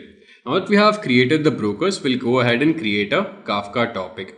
So to create a topic, again, it will be the same. So we'll type Kafka topics.sh create and then we'll give the name of the topic. So which is topic example2. So example2 is the name of this topic. And then we'll type in -- zookeeper and then we'll set the port of the local host which is 2181. So for this topic which we are creating, we are setting the number of partitions to be equal to 3. Now we are setting the number of partitions to be equal to 3 because we have 3 brokers. Earlier, when we had set up just a single broker system, over there, since we had just one broker, the number of partitions were 1. And over here, since we have 3 brokers, we are setting the number of partitions to be equal to 3. And similarly, we'll set the replication factor to be equal to 2. Now to check which broker is listening on the current created topic, we can just use the describe command. So when we'll type in describe, we'll get an idea of which partition is listening to which topic over here. So now that we have created the Kafka topic, we have to do the same procedure. We'll have to start off the producer. So I'll create my producer over here, Kafka console producer.sh. And this time I actually have a broker list. So this would be sending messages to 3 brokers over here, which are listening to these port numbers 9093, 9094 and 9092. And the producer would be sending messages from the topic example2. Right? So these are the messages which are being sent over here. Bonjour, do you understand Kafka now? Hope you like this session. And then going ahead, we'll also start the consumer. So over here, I'll type in Kafka console consumer.sh, and I'll start the bootstrap server. I'll set the local host to be equal to 9093, and the topic is example2 because the producer is sending messages from example2, and this will read everything from beginning. Right, so now let's go ahead and perform this demo. So I've got my virtual machine running over here. So I'd have to do the same thing. I'd have to start off by loading the Kafka server. So I'll type in Kafka server. Let me type in the correct spelling over here. So Kafka server start.sh. After this would be Kafka /config/ and then I'd have to give in the server.properties name, server.properties. So let me just wait till the first broker starts. Alright, so we have successfully started the first broker, which is listening on the port number 9092. Now we'd have to go ahead and start the other two brokers. So I'll duplicate this session over here. Let me again load in. So I'll type in ID, which would be training, and then I'll give in the password. So the password is right. So I've given the password. Now, as we already know, we have the server.properties file. So I'd have to make a copy of it. So to make a copy, I'll type in cp, and the name of the file is server.properties, and I will make a copy with the name server1.properties. Now similarly, I'll make another copy with the name server2.properties. So I will change this to be server2. Alright, so I have created server1.properties and server2.properties. Now let me go inside server1.properties and make the relevant changes. I'll type in vim. Let me open this file up. So this would be server1.properties. Let me edit this. Right. So let me go up and let me show you what exactly we are supposed to change over here. So as we see, we've got the broker ID to be equal to 0 because we've just copied the original file. So I will change this to be equal to 1. Similarly, I will go down, and wherever we have broker ID to be equal to 0, we'll set it to be 1. We'll make all of those relevant changes over here. So we'd have to do the same thing. Now, once we change all of the broker IDs to be equal to 1, let me just head down over here and let me show you what is the next change to be done. So a little more down over here. So you see this log.directories over here. So over here, I would have to change this to 1. Similarly, let me just go to the bottom of this page. And let me add a new line over here. So this time the port number would be equal to 9093. So the original broker, which was listening to 9092, and since we are creating a new broker, this would be listening to 9093. Now let me just press escape. I'll type in :WQ. So this would help me to save the changes which I have made to this new file. Alright. And now similarly, let me also make these changes in the server2.properties file. Let me type in insert over here. Let me just change all of these broker IDs. So this time I'll be changing the value of all of these broker IDs to be equal to 2. So this would be 2 over here. The value would be equal to 2. So I'll just delete the 0 over here, which is present, and I'll change wherever it is equal to 2. Now similarly, let me head down and go down to the server settings over here. So over here we have this log.dirs, and I will change it to Kafka logs2, and I'll head down to the bottom of the page. So over here, I'll set the port number to be equal to 9094. Let me hit escape and let me save this file. So :WQ. I'll hit enter. So we've made the necessary changes in server1.properties and server2.properties. Now let me again open up a new session. Let me create a duplicate session over here. So let me log in. Now I will go ahead and start these new brokers which I have created. Kafka server start.sh, Kafka /lb config /server1.properties. Let me hit enter and let me just wait till the new broker which I've set up, which is server1, loads up. So you see that the new broker is starting. Now again, let me open a duplicate session again. Let me log in inside this.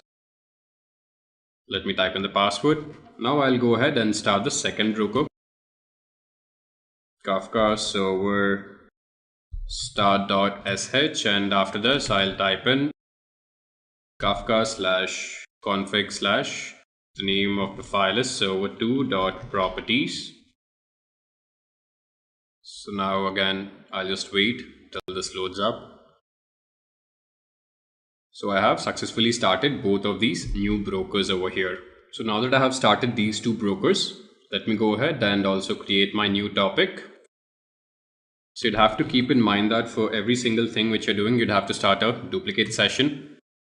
Now I'll type in the command to create a topic. So this is the command Kafka topics.sh, and I'm creating a topic with the name example2. And this topic would have 3 partitions, and the replication factor of this topic is 2. So we have successfully created this topic example2. Now I'll also go ahead and start the producer. So this is the command to start the producer. Kafka console producer.sh. So the broker list is localhost 9093, 9094 and 9092. So these are the 3 brokers which are listening through these 3 ports over here, and they are sending the topic example2. Right. So now the producer has started, and let me just send him some messages over here. So I'll type in, I love, let's see, Paris. I also love India. And I love, let's say, Germany as well. So these messages we are sending from the producer. Now I'll again duplicate this session and start the consumer. So this is the command to start the consumer. So Kafka console consumer.sh, and this is listening through the port 9093, and this has subscribed to the topic example2, and this will be processing it from the beginning, or it will be reading it from the beginning. So we have this result over here, right? So producer has sent these messages and the consumer has consumed these messages. I also love India, I love Paris, I love Germany as well. Right, now let me add something else over here. So let me load up the producer and let me add a few new lines. What I'll do is I'll just add some gibberish over here. So I've just added 4 lines of gibberish. Let me go to the consumer. So we have this 4 lines of gibberish over here, right? So this is how we can set up a multi-broker system. Now we'll look at some basic topic operations. So let's see how can we modify a topic. So to modify a topic, we just have to use this alter topic command. So this is the entire command, but the main thing which you have to keep in mind is you just have to type in alter topic. So it is Kafka topics.sh zookeeper, and it is listening through this port over here 2181. After that, I'll type in -alter topic, and then I'll give in the name of the topic which I want to alter. So this is the name of the topic, example1. So initially when we had created this example, since it was a single broker setup, the number of partitions were equal to 1. Now since we have a multi-broker setup, I can actually set the number of partitions to be equal to 2. And this is the result which we get. So if partitions are increased for a topic that has a key, the partition logic or ordering of the messages will be affected. Alright, adding partitions succeeded. Now we'll see how to delete a topic. So to delete a topic, this is the command. So we'll just type in delete topic, and then we'll give in the name of the topic, which is flume topic1, and this is the result which we'll get. So flume topic1 is marked for deletion. This will have no impact if delete.topic.enable is not set to true. And when we go ahead and check the list of all of the topics available, we see that flume topic has been deleted. Now let's go ahead and perform this demo. So as we had seen in the PPT, so initially our first example1 had just 1 partition. Now I want 2 partitions in it. So this is how we can make the changes. Alter topic example1, and I'm setting the number of partitions to be equal to 2. Alright, so adding partitions succeeded. Now I'll go ahead and delete a topic.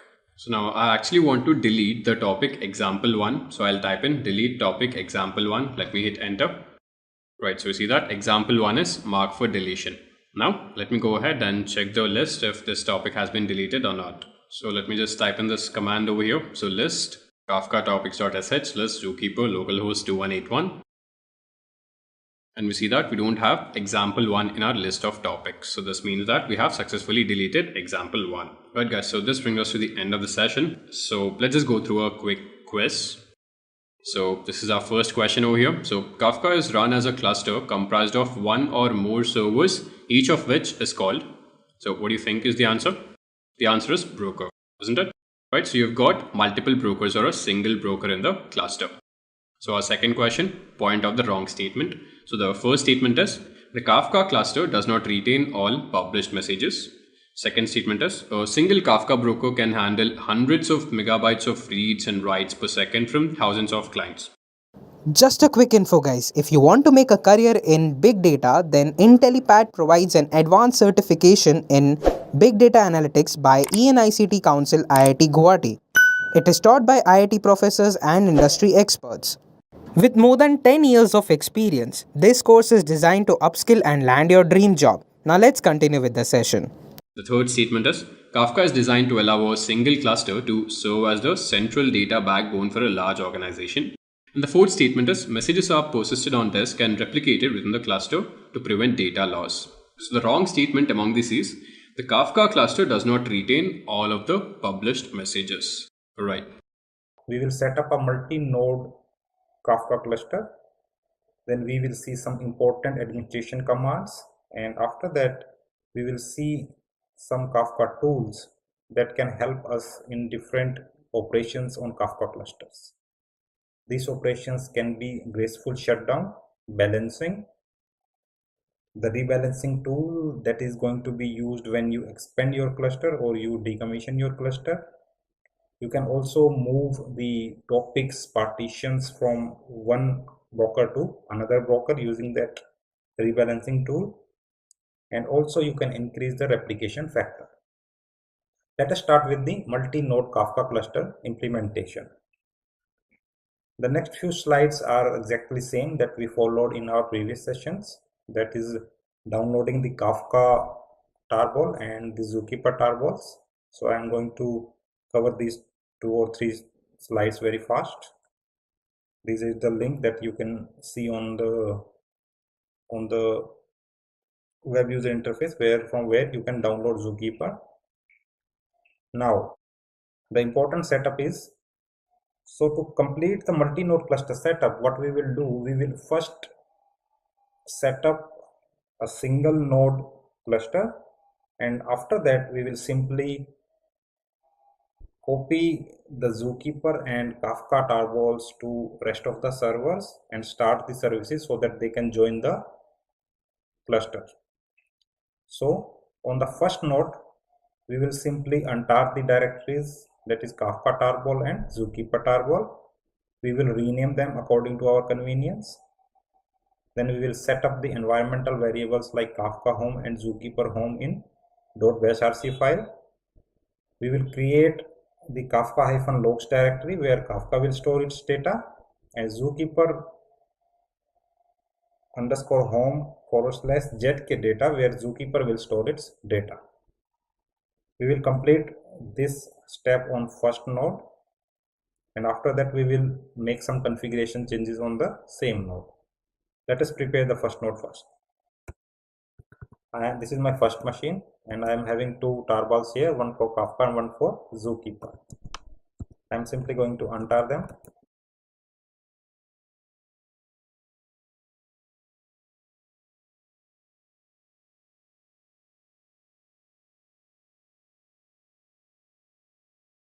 Now I am going to rename these newly created directories.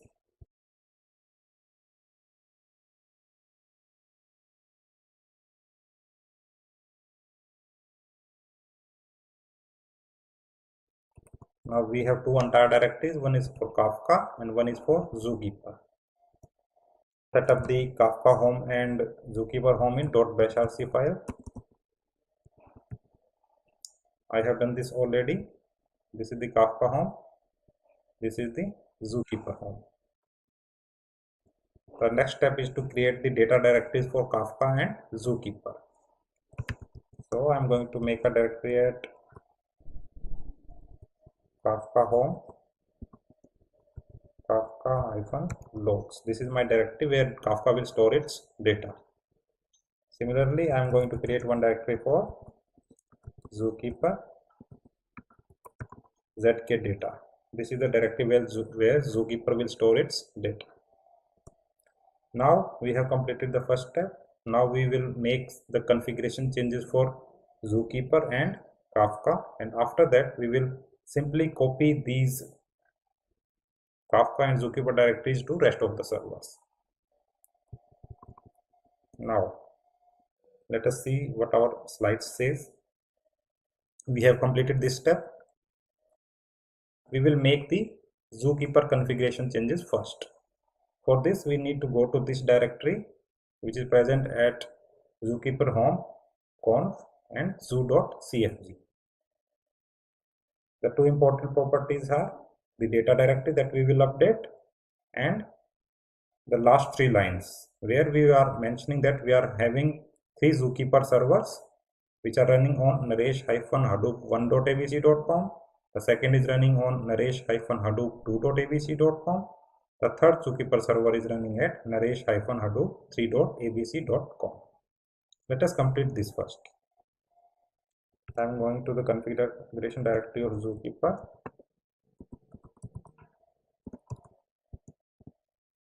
Here you can see we have zoo_sample.cfg. Simply rename this to zoo.cfg.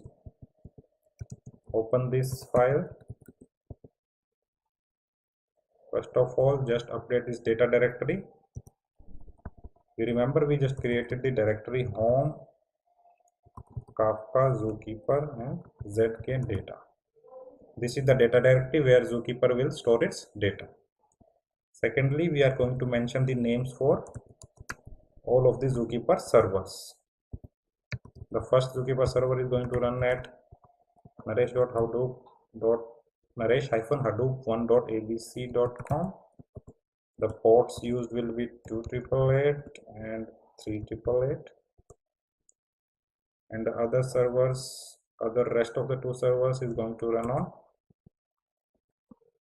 naresh-hadoop2.abc.com and 3.abc.com. Okay, this is the first part of the configuration changes for zookeeper. What is the second part? Secondly, we need to create myid file and put the same integer used in server.x properties in zoo.cfg, which means we will create a file myid at this directory and we will put an integer 1 for the first zookeeper server, 2 for second zookeeper server and third for third zookeeper server.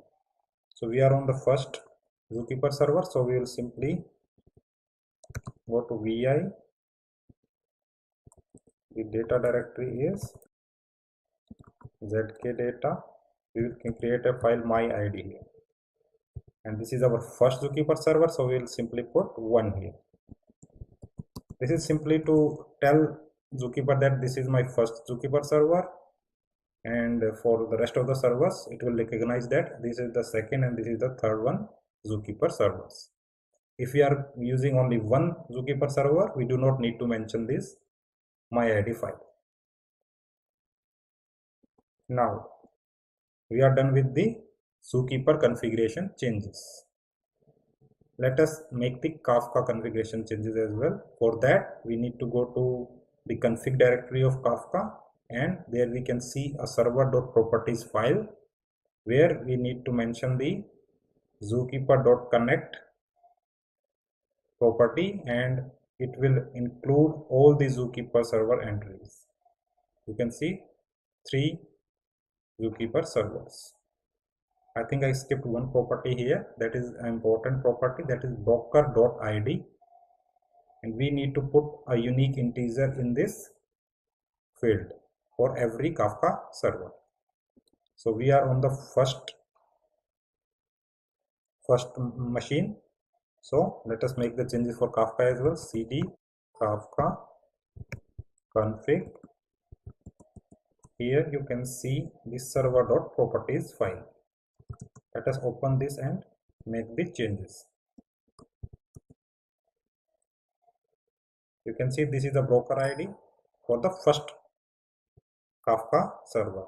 Let us you can start with 0 as well, so the rest of the two machines where we will run the Kafka server, we can simply put the broker ID 1 and 2 there, or you can simply start this 1. The main point is that the order should be sequential, like 1 2 3 or 0 1 2. So I am just putting 1 here. I am mentioning that this is my Kafka server and its broker ID is 1. This is the port that is going to be used, 9092. After that, I will make the changes for log.dirs, means the data directory that we created for Kafka. We created that at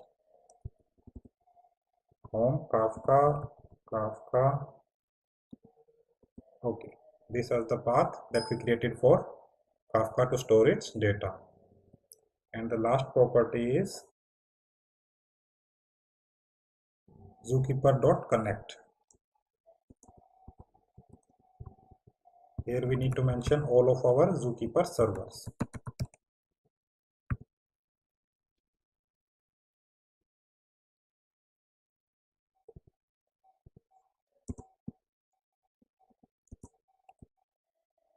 All of the 3 servers I have mentioned here.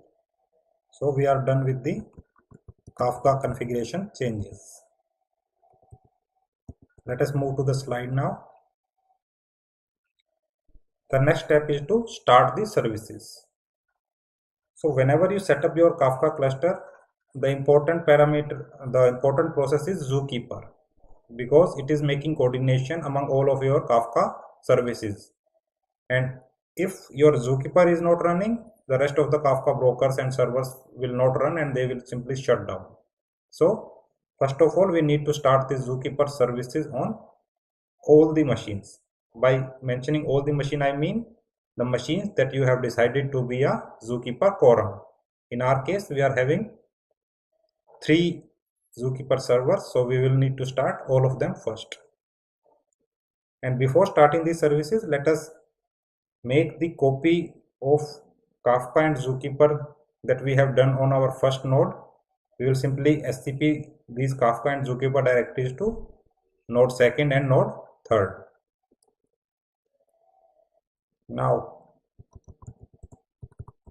I am going to SCP the changes that we have done on this first node to 2nd and 3rd node. First, let me SCP the Kafka directory at 2nd node, that is naresh-hadoop2.abc.com, and I want to copy that to home Kafka directory.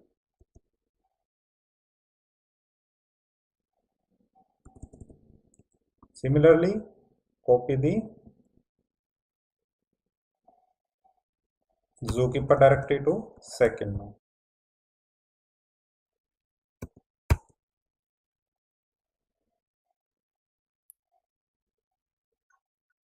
We also made changes to .bashrc file so that we can set the environmental variable. Let us copy that too, so that we do not need to manually change this .bashrc on each node.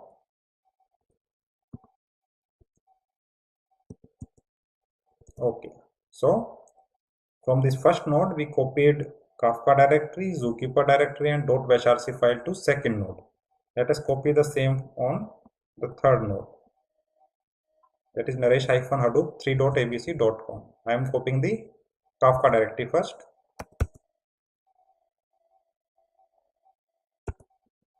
Copy the Zookeeper directory now.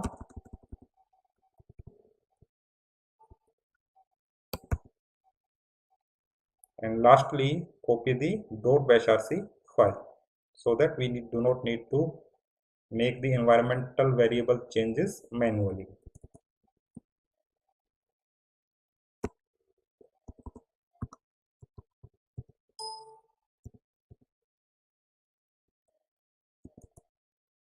Okay, we have copied the required directories to rest of the servers.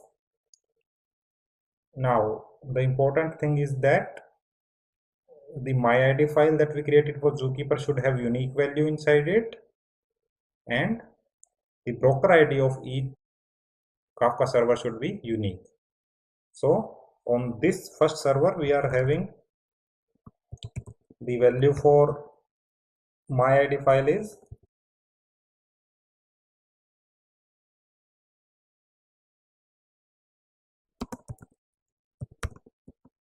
one, and the value of broker ID for this server is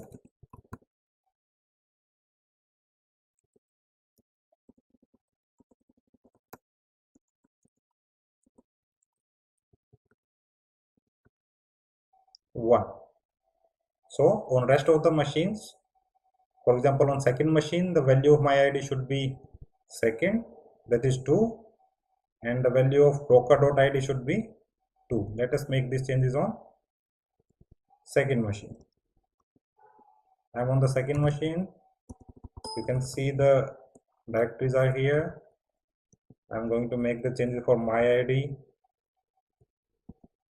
I am making it 2. Similarly, I am making this 3 on the third Zookeeper server.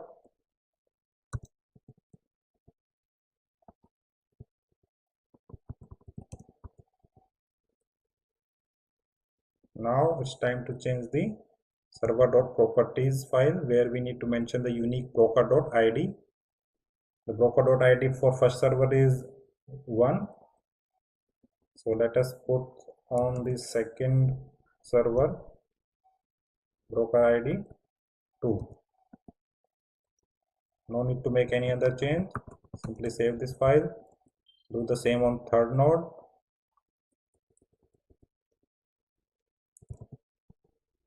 Open the server.properties. Go to broker.id. Make it unique and let us name it 3. So we are having 3 brokers, first, second and third. Okay, we are all set to go. Let us say what our slide says now.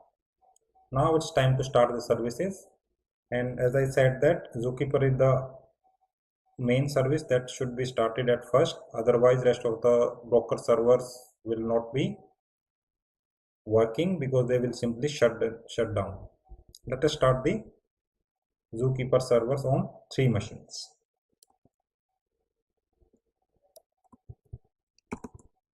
This is present at the Zookeeper start.sh script is present at Zookeeper home bin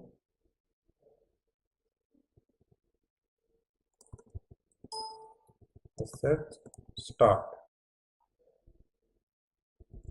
You can simply do JPS and you can see we are having quorum tier main, that is the Zookeeper services that we have just started.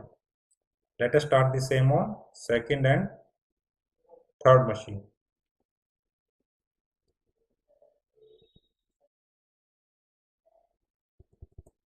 Do JPS here. You can see the service is started for Zookeeper. Let us do the same for third node.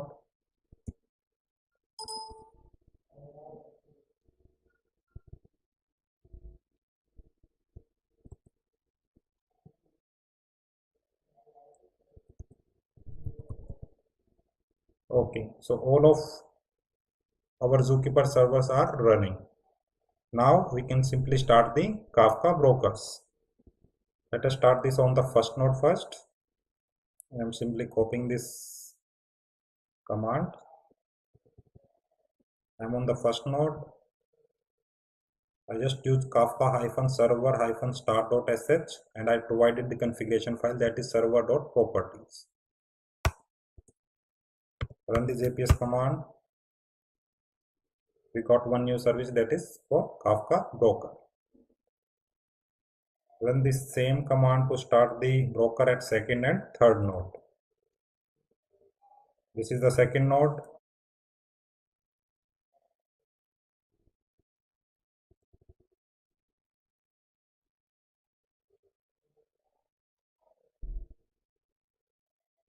I think we got some error. Let us see what is the error. Let us check the nohub.output file. There is nothing inside here. Failed to run command. Oh, got it.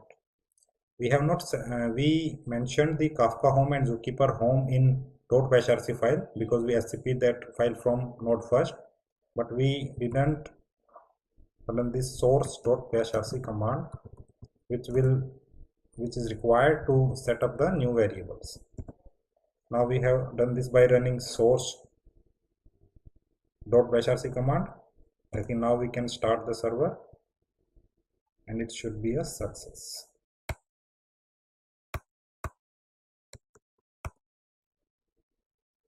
Okay, you can see the second Kafka broker is also up.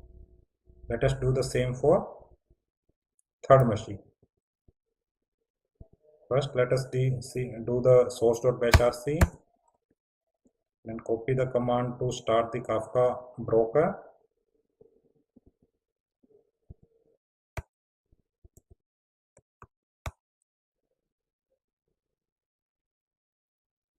Okay, we got our third Kafka broker up. So we are done with the multi-node cluster setup of Kafka. Let us move to the slides now. The next thing to verify is to create a topic.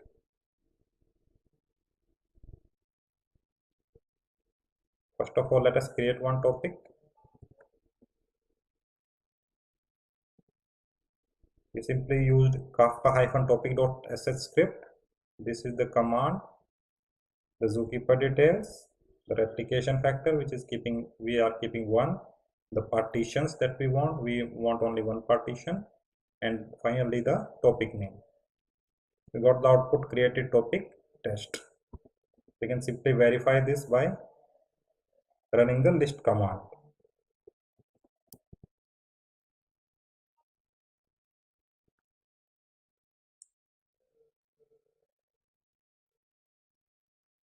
Okay, we got the output that we are having a topic and its name is test. We are done till here, and further you can simply run a Kafka console-producer.sh to produce some messages, and Kafka-console-consumer.sh to consume those messages. We have done this while we were setting the single node Kafka cluster, so I am simply skipping this step. This is the output that you can see on your screen when you will run the Kafka producer and Kafka consumer. Okay, as we are done with the multi-node setup of Kafka, let us move to some important administration commands that you are going to use generally. The first one is to create a topic that we just did. We ran this command kafka-topic.sh-create. We mentioned the replication factor, the partitions that we want, and finally the topic name. Then we check the same thing if our newly created topic is there or not using --list command. Now the next command is to describe. I want to see how many partitions my topic have, what is the replication factors, and what are the configurations that are already set for my topic. For that you can simply run this command, describe command. Let us run this.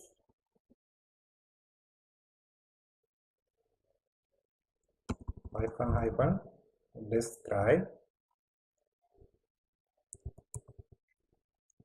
--topic name. I want to check test topic.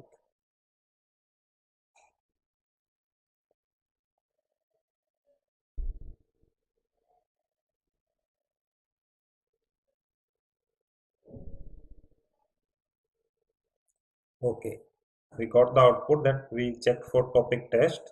We are having partition count 1. The replication factor is 1. Where is this topic present? I mean, on which server? Is it on the first node, second node, or third node? We can decide this by leader. Leader 2 means this is present at second Kafka broker. Replication, as we are having only one copy, so replica is also same, and ISR, that is in sync replica, that is also on the same node because we are not having any replicas. Let us see the next command. Now, as we were having only one partition, let us change the partition number to 3. We can use the alter command here, --alter. We can simply mention the partitions that we want. Let us do this.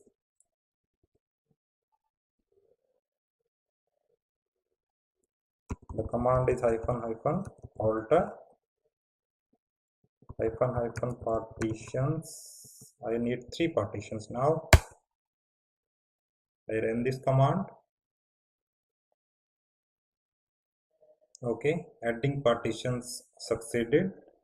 I can simply again run the describe command to see the details. This time we should have partitions count 3.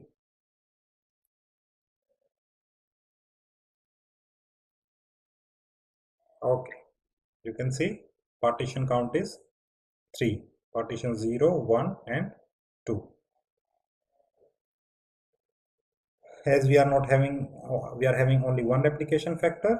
The only one leader is 2, 1, 2. Means for this part, this partition is present at the first broker.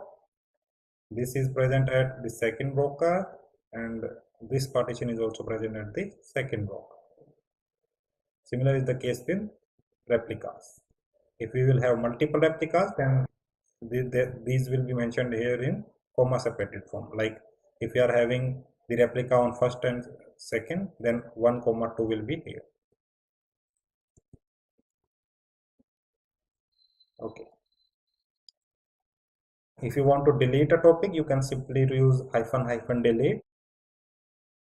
Further, if you want to change the configuration, for example, I want to set the maximum message bytes. You can see I'm setting this here. So earlier you can see that we are not having this configuration. I'm highlighting this part. Now let us set the new configuration. I'm simply copying this. I use the same command, that is -- alter, and provided the new parameter, that is -- config, and the configuration that I need to put. You can see the output updated config for topic test. Now you run the describe command again, and you will see that earlier we were having no configs here, and this time you will see the newly added configuration here.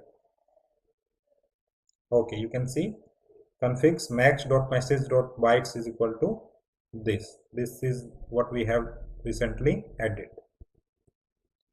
Now again, if you want to delete any configuration, you can simply use -- delete - config. Let us delete the newly added configuration now.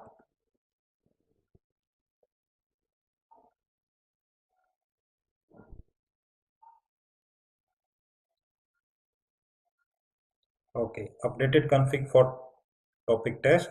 Again, we can run the describe command, and we should not see this config max.message.bytes here. You can see it is gone. So these are some of the important commands that you might have need to run on the topics. Now, okay, so we are done till here. Let us move to the next slide. We are going to cover some important tools and topics in Kafka now. First of all, let us see what is a graceful shutdown. So when you have a up and running Kafka cluster, you can get some server downs. You can get these failures also, or you can simply keep these servers down intentionally for any maintenance purposes. So what will happen when a broker goes down or we take that down? Two things happen. First one is to sync all its logs to disk. It will be done automatically by Kafka. The second thing is to move all the leader partitions from that down node to rest of the nodes. It doesn't mean that we are moving the partitions manually, but we will simply transfer the leadership. For example, if we are having 3 replicas and the one of, let us say one broker goes down and it was having one leader replica, so now the leadership will be transferred to rest of the replica partitions. So to make this happen at every stage, we need to set this property controlled.shutdown.enable is equal to true. if this property is set, the leadership election will be done automatically by Kafka. Okay. And one important point to note here is that if you are having only one replication factor, then this control.shutdown.enable is equal to true will not have any meaning, because Kafka needs some replica copies so that it can transfer the leadership to that replica copies. Let us move ahead now. Now, balancing leadership. So what will happen, as we know that as soon as a node will go down, a broker will go down, all of its partitions leadership will be transferred to its replicas. Consider that node came back up. What will happen then? As the leadership has been already transferred, the broker that just came up will simply work as the follower, which means that all reads and writes will not go to that node, because the partitions that are present on that broker are only followers. There is no leader. So what we got? We got imbalance. To maintain or to handle this kind of situation, we need to run this Kafka-preferred-replica-election.sh script. As an example, you can see on the screen that if the list of replicas for a partition is 159, okay, then node 1 is preferred as the leadership to either node 5 or 9 because it is earlier in the replica list. You can tell Kafka cluster try to restore the leadership to the restored replicas by running the below command. In this scenario, if node first goes down and then it simply comes back up, after that you can run this script to restore the leadership back to node 1. As we or nobody like to do the manual work, we can simply automate this by setting this property auto.leader.rebalance.enable is equal to true. Now expanding the cluster. In Kafka, it is very easy to add a node or to expand your cluster. To do that, you simply bring a node, copy the Kafka tarball or the Kafka configuration directory from any of the node to that new node and put a unique new broker ID in the server.properties file. After that, you simply start the service Kafka broker services and you are done. But what about the rebalancing? Means the new broker will not have the data automatically by itself. If the new data will come, that will simply go or will be distributed among all the servers. But till then, consider some of the topics are some of the brokers are heavily loaded and we got some new broker server. In that case, we will need to run the balancer manually. How can we do that? For that, we can use partition reassignment tool. First thing is that it is not automatic. We need to run this manually using a script. This tool has 3 modes. First one is generate, second one is execute, and the third one is verify. Generate will take some inputs like what is the topic name and where do you want to move them. It will take the topic names and the broker list where we want to move those topics. After that, it will generate a result that this is your proposed result, that this is what you want. If we are satisfied with that, we can simply copy that into a JSON file and then run the next mode, that is execute mode. This is the important mode that will actually move your topic from one broker to another broker. And the third mode is the verify mode. After the completion of execute mode, we can simply run the verify mode and it will tell us whether our target was successful or not. Let us take an example. We will create two topics, that is foo1 and foo2, okay, with replication factor 1 and partition 1. After that, we will see the locations of these two topics, and then we will try to move them from that location to some other broker. Let us first create these foo1 and foo2. I am on the first node. I'm going to create foo1.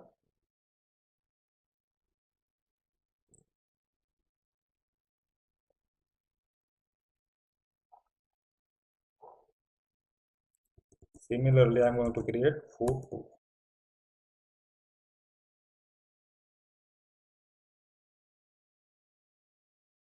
Now, let us describe these two newly created topics so that we come to know where does they exist actually.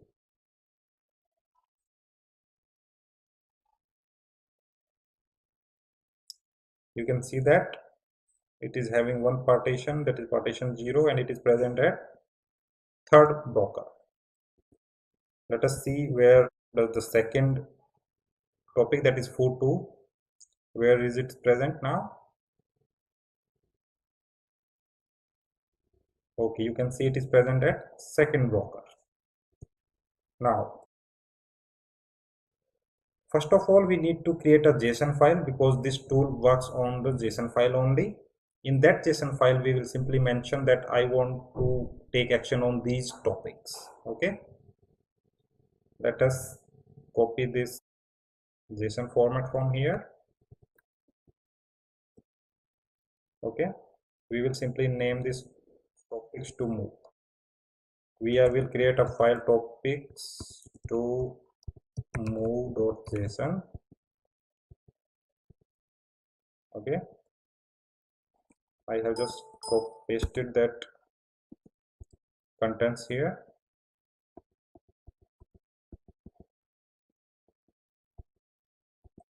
Okay, you can see we are taking action of foo1, taking action on foo1 and foo2. Just save it.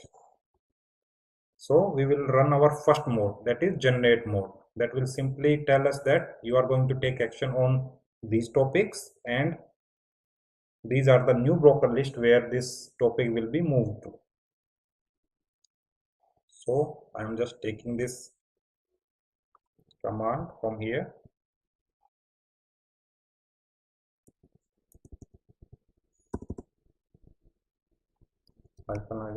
Generate is the mode that I want to run. Okay, you can see topics to move JSON file. This is the file that we created where we mentioned that we want to move foo1 and foo2. Okay, so our foo1 is present at third broker, so I'm going to move that to first and second, and the foo2 topic is present at second. So let us see what will happen when we will run this. Okay,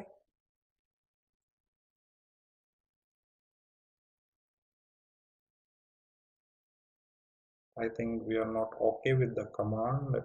Let me check.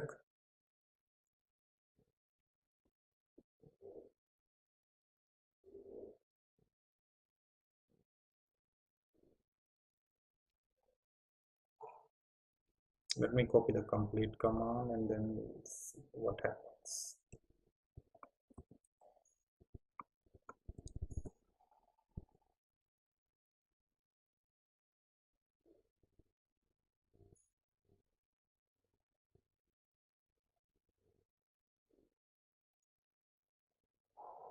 I think the command is not correct. So just let me check it from the internet. What is the exact command?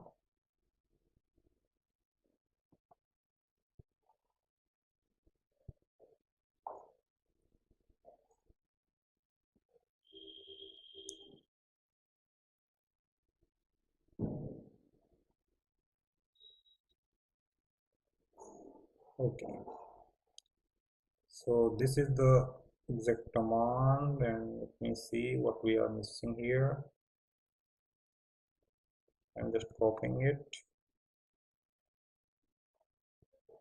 pasting it into the first node, just updating the broker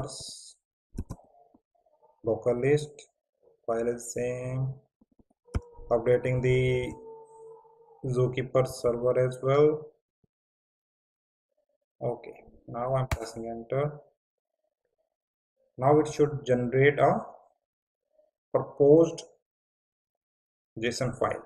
You can see the current partition replica assignment is foo1 is having partition 0, which is present at third machine.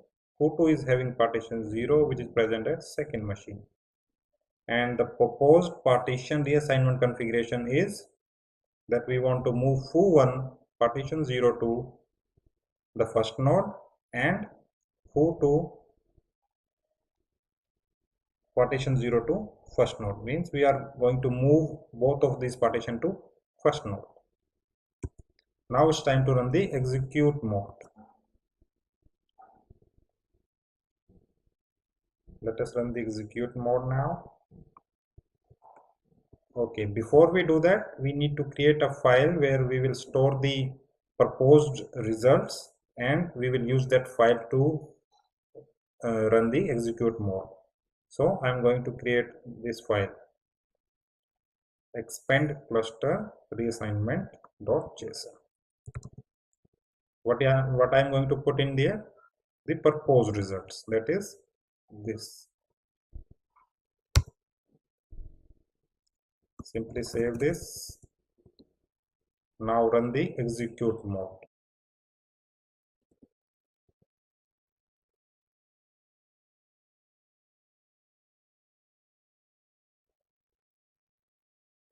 Okay, so you can see we got successfully started the assignment of partitions. We will now run the third mode, that is verify mode, which will just confirm that our target was successful or not. This is the command that we will use to verify.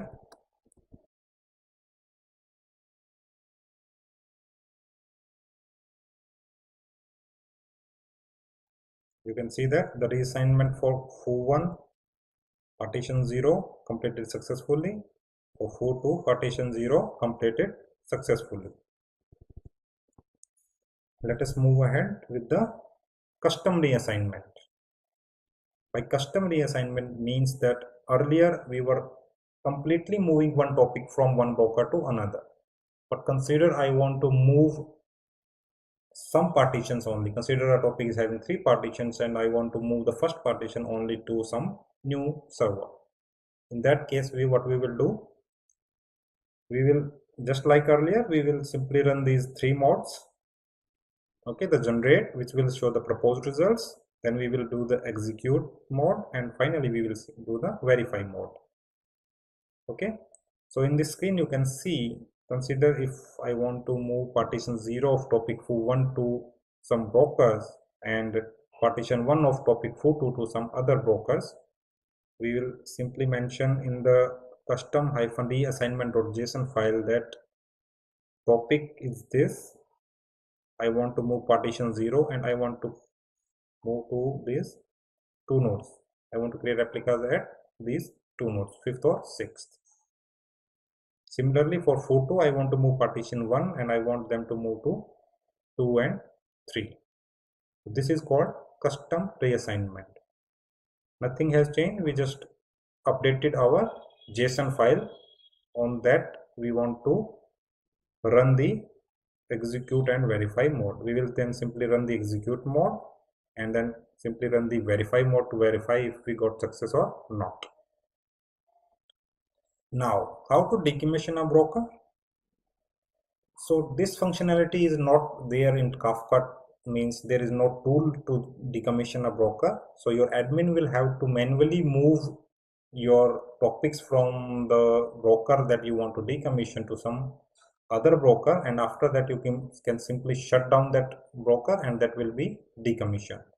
So in future release of Kafka, we may have this decommission tool. so that we do not need to take actions manually. Now, in my previous session, I said that we cannot increase the replication factor. So by that mean that we cannot simply, run the alter command to change the replication factor. If we want to change the replication factor, we need to use this reassignment tool. Okay. So for that, we will simply add this replica thing. You remember earlier we were simply mentioning the topic name, then we try to do the custom reassignment by mentioning the partition name, and now you can see we can also mention the replicas that will increase the replication factor to the number of servers that are given in this field. Okay, now let us try to do this thing. Let us prepare this file, that is increase replication factor.json. We are going to do this for foo1. Okay, I open this file. I am just copying these contents in the JSON format so that I do not mess up with the format of JSON file, because it is a very critical thing. I am changing the topic name to foo1, and I am saying that I want the replications at 1, 2 and 3.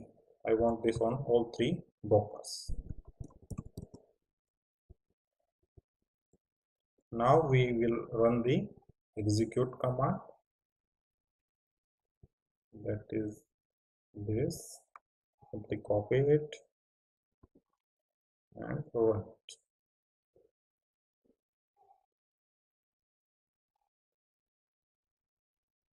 You can see we are using this increase replication factor.json file that we just created earlier. You can see we got successfully started the assignment of partitions of foo1 to these 3 brokers. Let us verify this by verify command, if our reassignment was successful or not.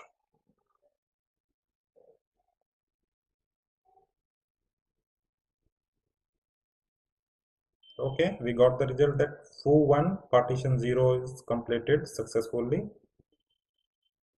We can also verify this by running the describe command, and earlier we were having only 1 replication factor, so let us see what this shows us this time.